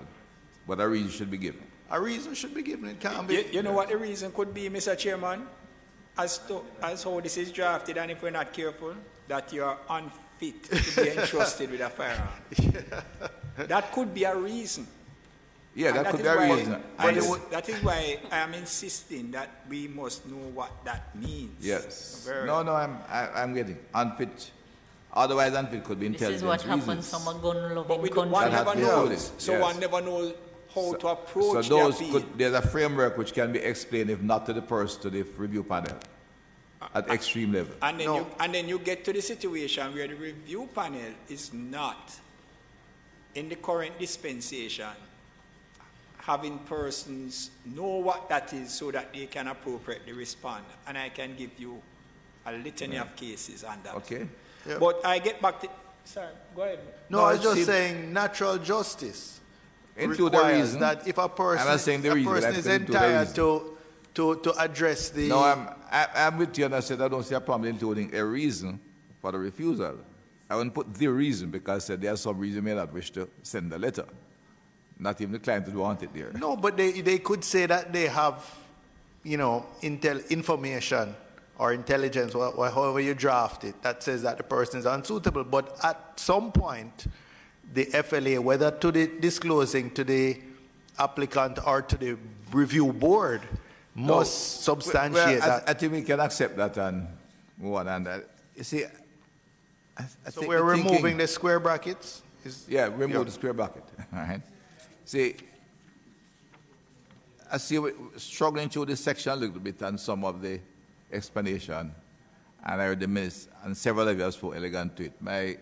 To the team members, technical team, as I said the last time, having separated the illegal handler of the prohibited weapon, the Firearms Licensing Authority become a regulatory agency to provide us service to the wider public, which one is to allow the law-abiding, sober citizen a firearm license if he has need of it, but also protect the society from someone who is responsible. So it's a service we are providing, and I think we have to be, having separated the two things, we have to keep always in our mind. That's, you know. Chairman, I find it convenient, since we know what the FLA needs to be satisfied on and what is to be taken into account. I believe that it is important that the reason would relate to those criteria. All right? So that anyone who, it's about the symmetry of information.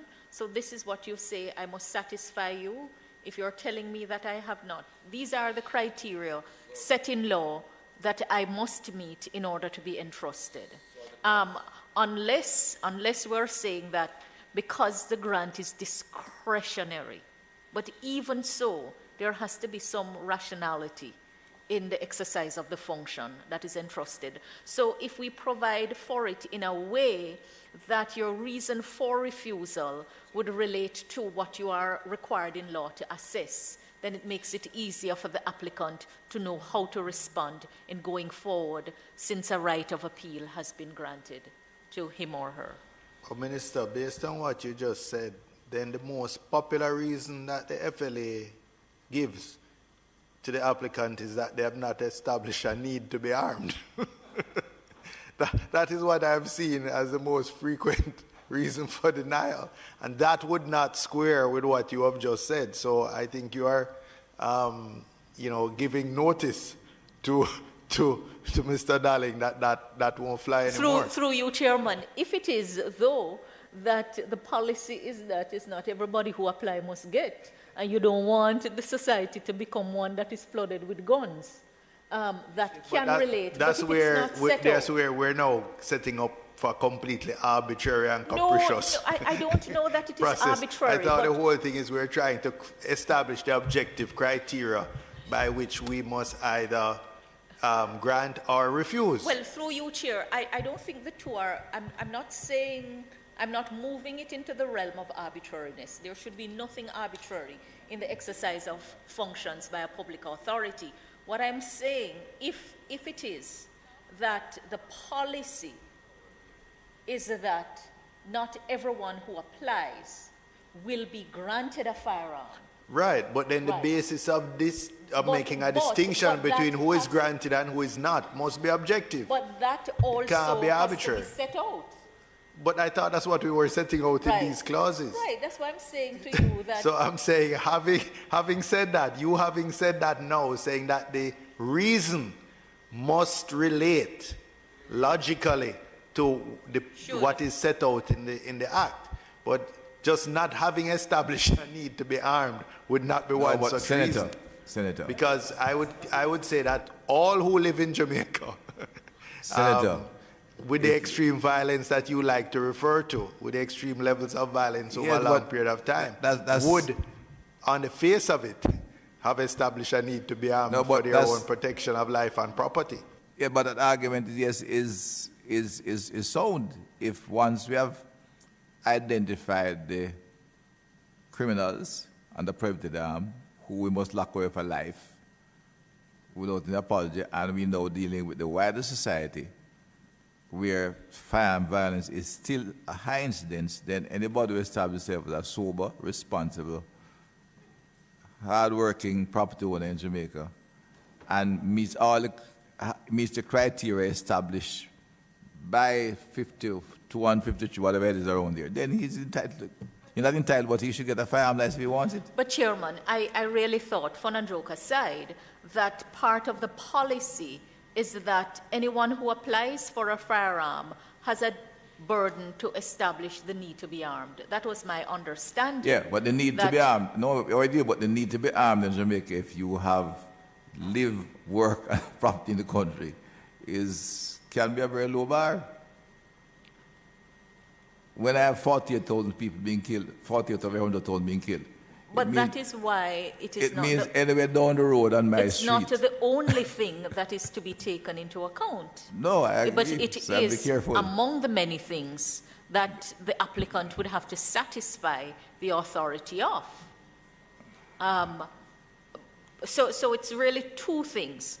If the need to be entrusted with a firearm, the need to be armed, is one of the criteria, then that has to be set out.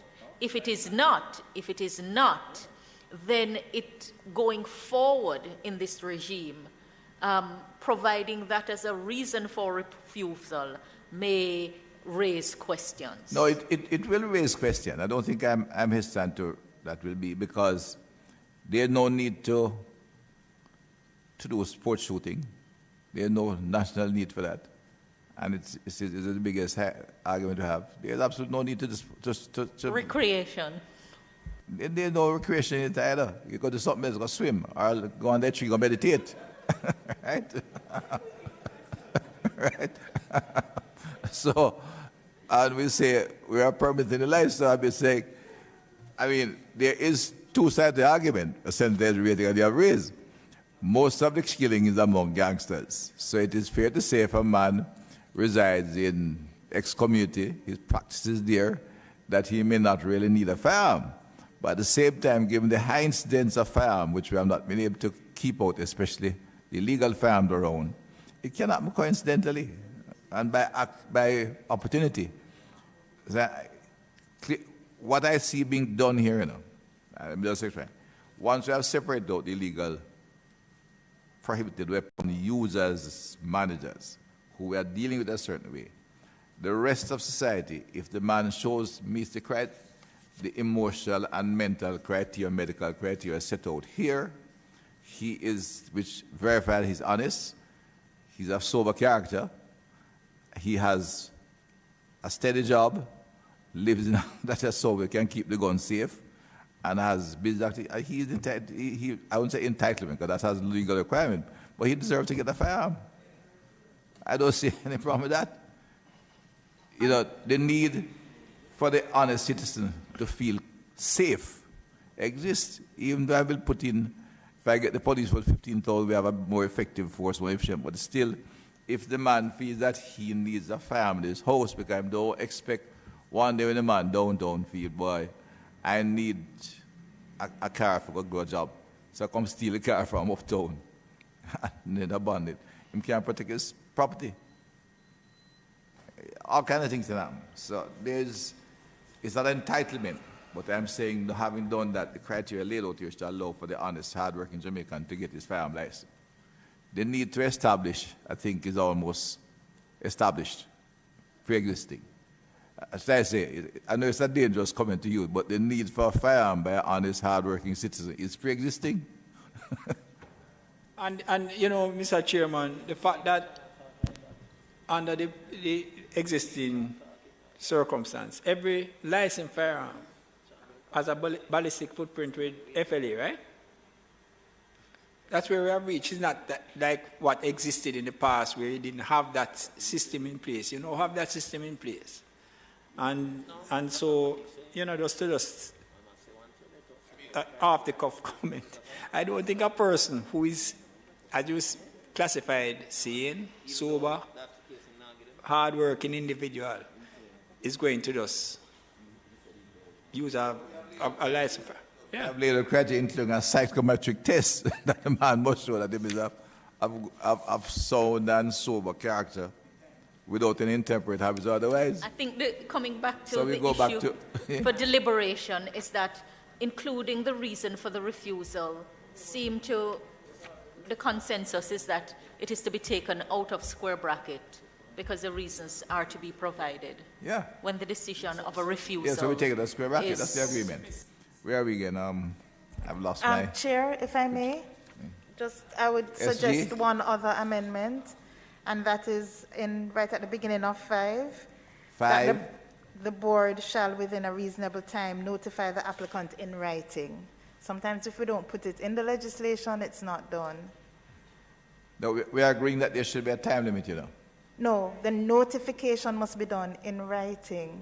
Yes, in writing? In okay. writing. So after the word applicant, put yes, in I would insert the words yeah, in okay, writing. Fine. Okay, all right.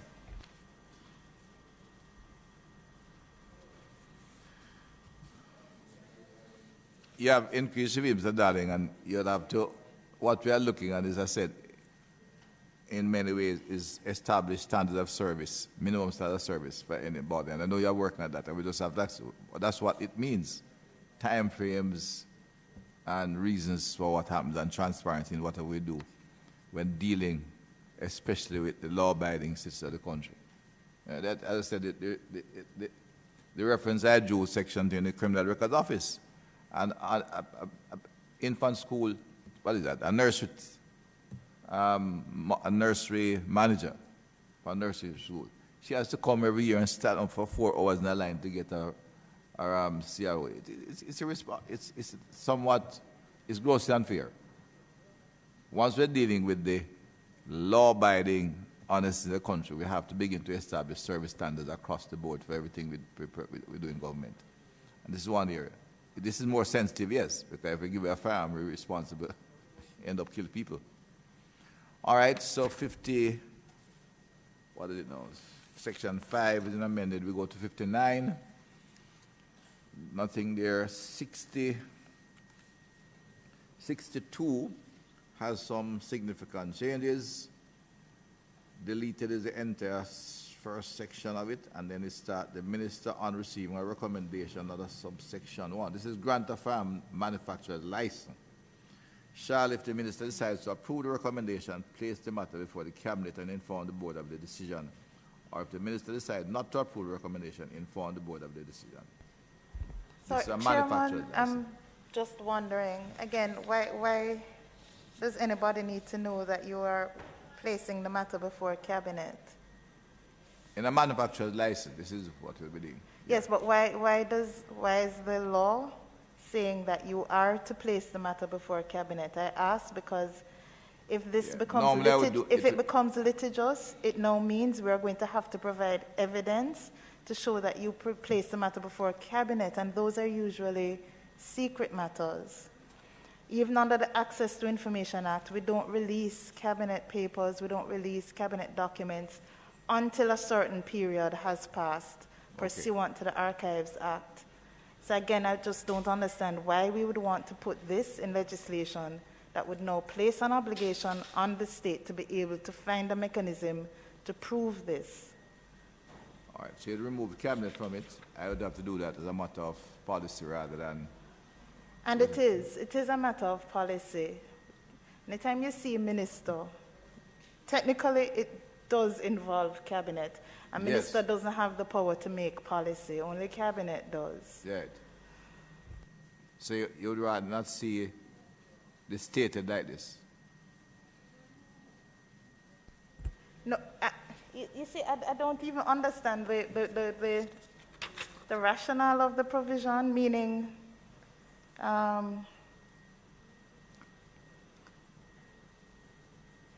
you're not telling the board.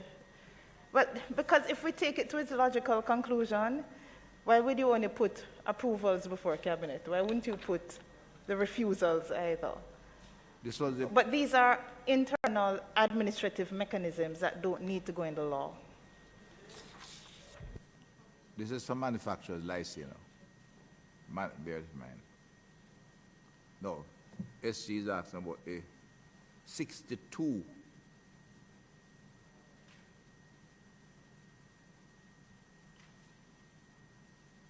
And why put in law the cabinet? But Chairman, we had exhausted the discussion on this and had agreed that for compelling reasons, these matters would not be in the law. So I don't know why the instructions would have been given for them to be included in the review. We had taken the decision for the reasons. The cabinet should be removed. No, you don't put administrative things in the law. Yeah. And even where you are making a reference to the body, it's the minister that you would, I'm saying, because you're not naming the cabinet. Should have a name there. Yes. But it's not just the naming of the cabinet that is being questioned, is why is this reference at all being put in the law? So we know administratively, having regard to how government functions, that when certain matters arise, given the gravity and given the policy of the government, they go up in a particular way. That doesn't need to come into the law, because it's an administrative act that is being done, important as it is, but it's not to be in the law. No, so the structure then, remind me, what did we see here then? The guideline to the CP should be that the minister informs the board. I think it's simple. The minister informs the board of whatever decision the minister takes, whether it's approval or And that's rejection. And that's all that we need here. Okay. Understood, Mr. Richards. Yeah, I can.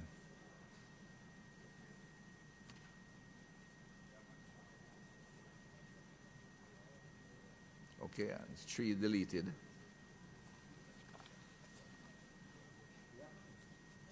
Certificate,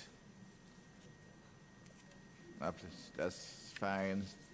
Grant of farm user special permit, 62. This was the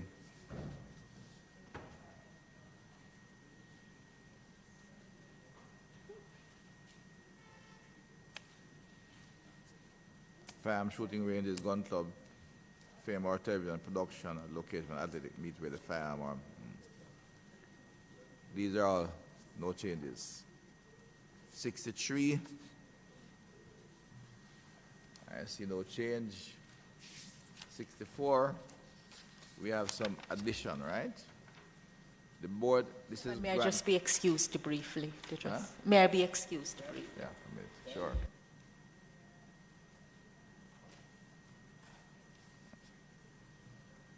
The board on the application of any person who is the owner of farm license A, but this is grant of farm disposal permit.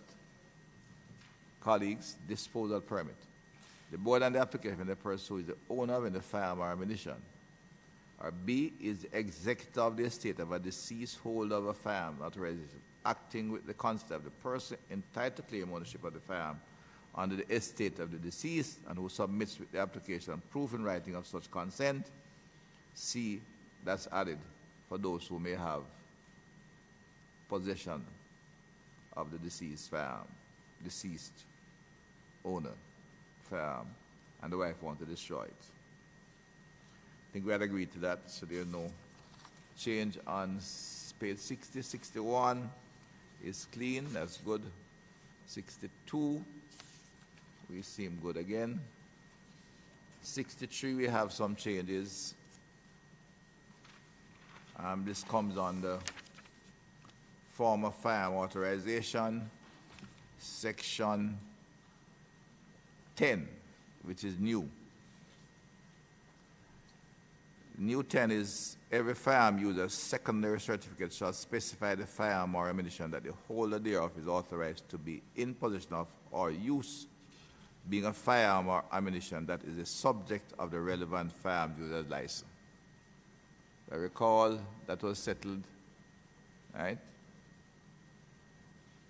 Technical team for FLA, and 11 would be the old 10, every gunsmith licensed by the board shall that. No changes there. 64 was settled as well. 65 is also, there's a change which is more editorial in firearm destruction authorization, ammunition destruction authorization, 69B, listed in section 102 is deleted, it's 1031 A, B, C, D. So 102 is deleted. Also in 2B, it says within 5 days instead of 3 days. So 3 is deleted, 5 inserted. Duration of firearm authorization, 71. A firearm instead of license, deleted, authorization granted under this part, other than a permit or certificate, shall unless otherwise provided by this act continue in force for a period not exceeding 5 years. As seems to be agreed. Now I note section 3 is totally deleted. Richard, Anita? Right, 3 deleted. And then we go to 71. 1. Again, in keeping to be consistent, license is replaced by authorization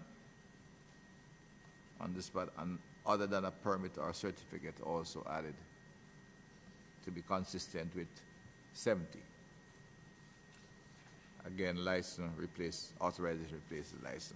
Settled. Page 67, same thing. Authorization replaces license throughout this section, including E, section 71, E, and 2. For section 2, the number of changes. The duration of firearm authorization on renewal shall be 5 years in the case of a firearm user license or a firearm business license. And B, in the case of any other firearm authorization that may be renewed under this section, such period as shall be specified by the board upon granting the renewal. Minister, I'm a little... In another section where we had said the person, the user, the holder of the firearm user's license must renew every year within this period around his birthday. And then here we say the duration on renewal shall be 5 years. I'm getting, is there a potential conflict there? Mr. Chair, if I may, the terminology that was used before is that the person is renewing every year, although the license is valid for 5 years.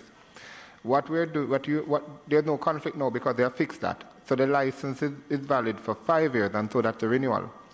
What is being done on an annual basis is the inspection and the registration. So it's provided for now in the legislation. So there's no renewal every year. So we've changed it now. You renew every 5 years. That's correct. But you are required to go in for an inspection and registration of the firearm. And registration of the firearm each year. Oh, okay. And what about the license fee? Would that be payable for the 5 years, or would that be payable in 5 annual installments? I don't think they're in the policy right now, but I think you may have made a good suggestion. Everybody pay for 5 years, you'd have a nice capital fund to do some work. Yes. So I just want to understand, would you have a renewal fee separate from an inspection or examination fee? Well, currently the only fee that exists is the annual inspection fee, inspection and registration. There's not yet a fee for the 5-year renewal. But may. There is not yet, but yes, it is contemplated. That's correct. Okay. But all of that would be covered in regulations. That's correct. Okay.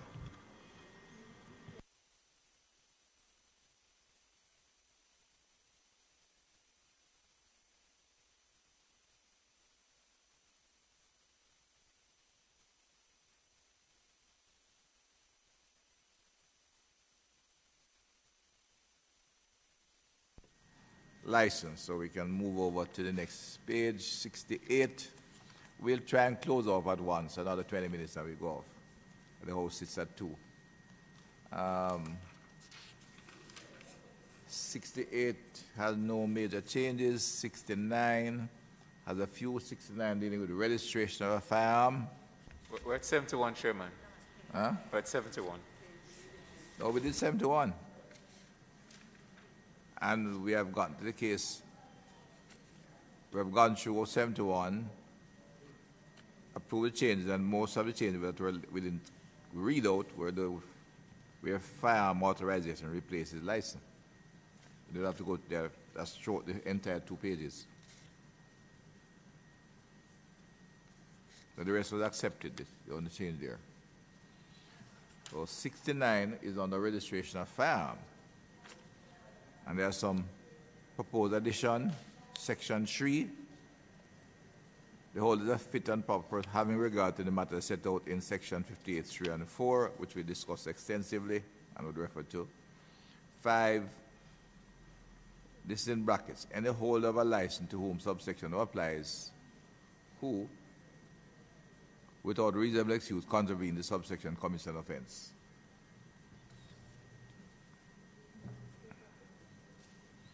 Would remove the square brackets.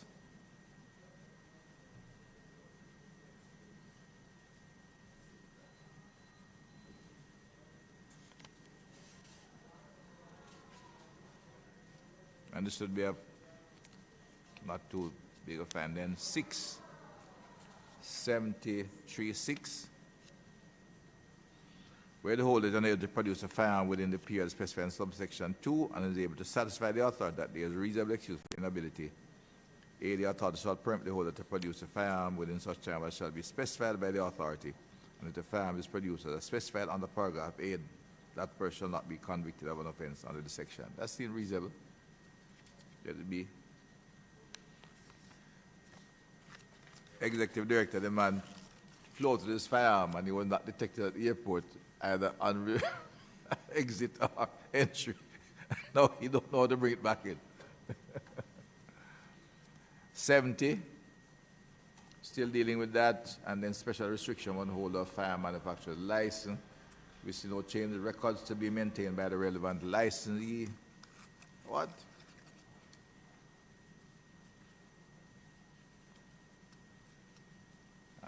There's no change on 71, 72, 73.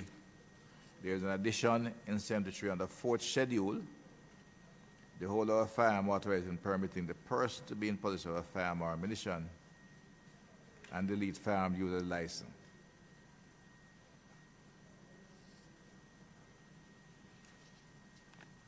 Again, authorization replaces license. Chair, I have a note, perhaps if it has been overtaken by time or discussion, I have a note that when discussion of clause 71, that the person whose license is not renewed and who is mandated to surrender the weapon to the authority should be permitted to apply for a disposal permit, that it should be a basis on which the provision under 64 for a disposal permit to be issued, that this should be one of the situations where I have that note. So I don't know if there was a... The person should be allowed to apply for a disposal permit, because yes, because it's their property, and therefore they need to be able to realize whatever residual value. Yes, I think that was the concept, that was the property. discussion. That's mine. Yeah. That's what I understand from my notes.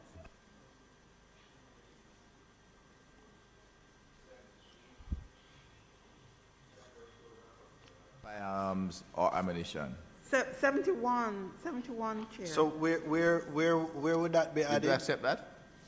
Having accepted it, where would it go now? That would be in 71. That would follow 71(4), where they are mandated to surrender the license, the firearm and ammunition in their possession and control. So may I ask, is it the policy that a failure to renew on one occasion is an outright failure to renew subsequently, or do you have circumstances where, depending on what has been assessed, the applicant may be denied the renewal, but it doesn't mean that at a future date?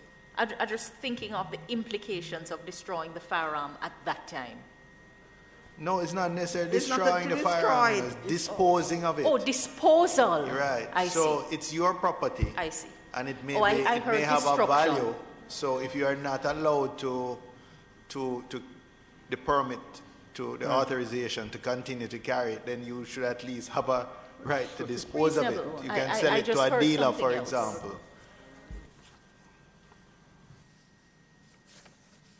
But would that would the amendment be to 64? In other words, would the amendment go to clause 64?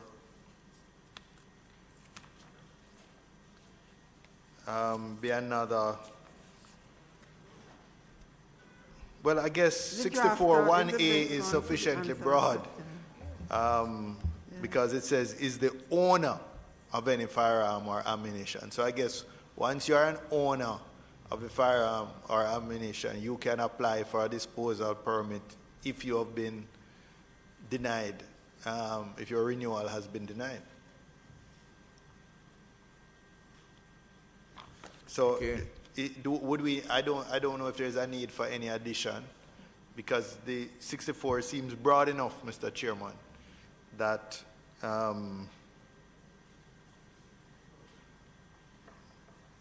just that 64 would suggest that this is at the owner's behest. In Right. 64. but it must be at the owner's behest, because the 71, you are being mandated to bring this into the authority. right, but And the authority is not, as it is now, the matter ends once you have surrendered everything to the authority. right, but the matter only ends if the owner decides to just leave it in limbo.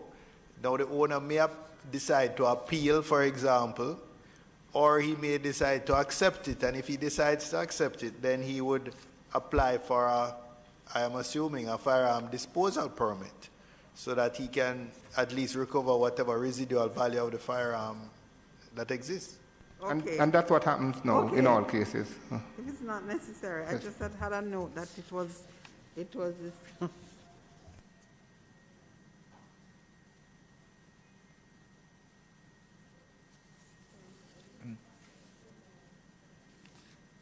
What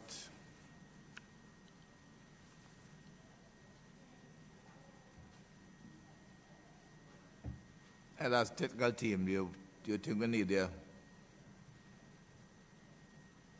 consulting? That is 71. We're going to what, 78 after that.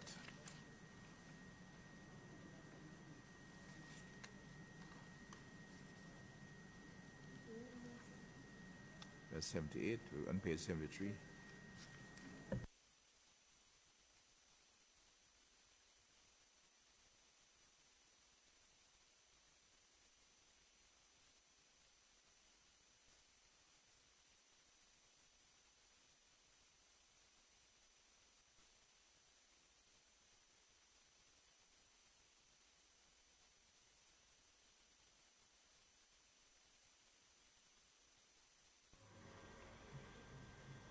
And similar to where the person is denied, that they would be given a reason for the denial.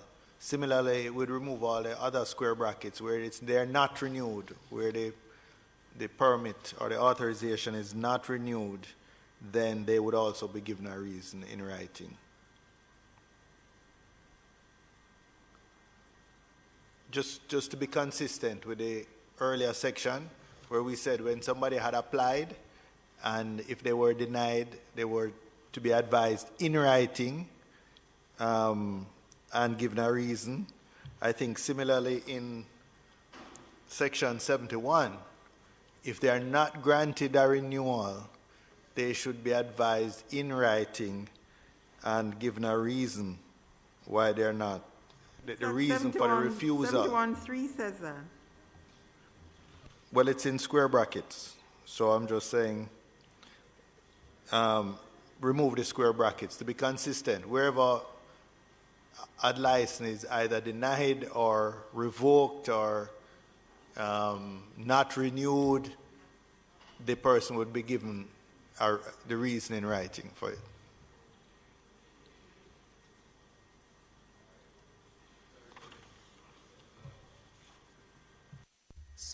Sorry, Minister, we're now at clause, is it 73? Clause 73, page, 71.3. Yeah, that's fine.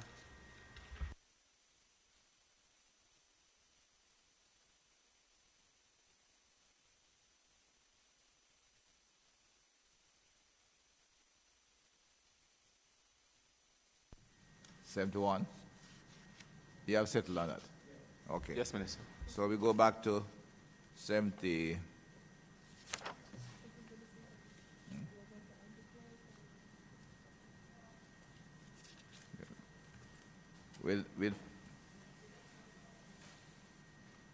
Yeah, they have agreed to make some changes. You know. Territories, 71, you're, okay. Well, okay, Minister. 78, 79, there's a small change. Again, firearm user license replaced by firearm authorization. And consistently it changes into fourth schedule and deleting firearm user license, and that holds throughout. The correction, the 73. Yeah, page 73, fourth schedule. We'll break at the 1, we just do 80 and stop. Surrender of licensed firearms and ammunition, the hold of a firearm authorization, permitting the person to be in possession of a firearm or ammunition, is put in to replace firearm user license. And shall, if the holder, A, wishes to turn the license or cease to operate the business to which the authorization relates, surrender the authorization to deliver all firearms and all ammunition to which the license authorization relates. I think we can close there. We are now to 12:53. So before you close off on clause 80, Minister, we want to propose that the authorization of the firearm be surrendered to the authority and not to the police. Not getting it clear. Where is this? Clause 80.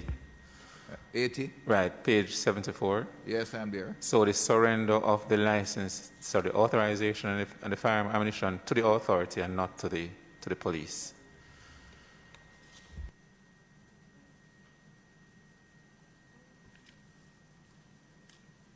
Oh, authorized receive or to sub-officer in charge of the police station.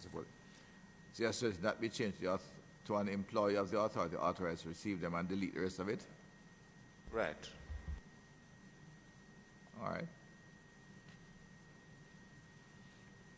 There are no change in storage fees. So in fact, Just for clarity, after them, it would be full stop and delete the remainder of the sentence. That's correct. there are no changes on page 75. Just one quick one again for page 74, clause 81, to change firearm user's license to firearm authorization. Yeah, just to be consistent with the I've said that rest of throughout these following pages. No, just for this clause in particular. Where? For 81(1)(a), just to change user's license to firearm authorization. Yeah. Yes, that should be changed to be consistent with the previous ones. Page 75, there are there's additional public where the minister is satisfied that it is necessary for public safety, not just safety. One change. 82. 1824. Yes, another change where the constable has reasonable grounds, reasonable cause. That's the more legal language, right? Grounds a little bit more, not so elegant. All right. I suggest I think we should stop here. You have lot of changes, 83 onwards. So tomorrow we pick up at 83, and tomorrow will be hybrid. Okay, we are going through. So we'll look a bit further, but the back end, the schedules are not major changes, so we should get through this fairly quickly.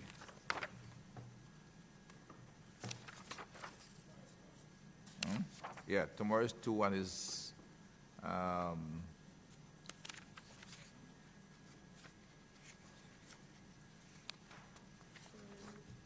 hybrid.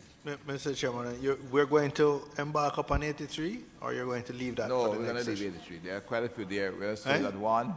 The House is meeting at 2, so we have to give them space too. So we will leave 83 for the next meeting. Start tomorrow at 83. We have 2 other dates, I think, with the 2 dates, and I have a strict. tomorrow and the 7th of July, we should be able to wrap up. The Minister, FLA has sent a submission. I circulate it. It's a bit long coming at this stage, but we'll circulate it. Mr. Chairman, I would like to support Minister Malahou Ford's suggestion that tomorrow be a hybrid Yes, I know meeting. that. Tomorrow will be hybrid. Okay. And we'll meet the You 7th. see, I support you. Indeed. You're not legal, without seeking legal advice. That's right.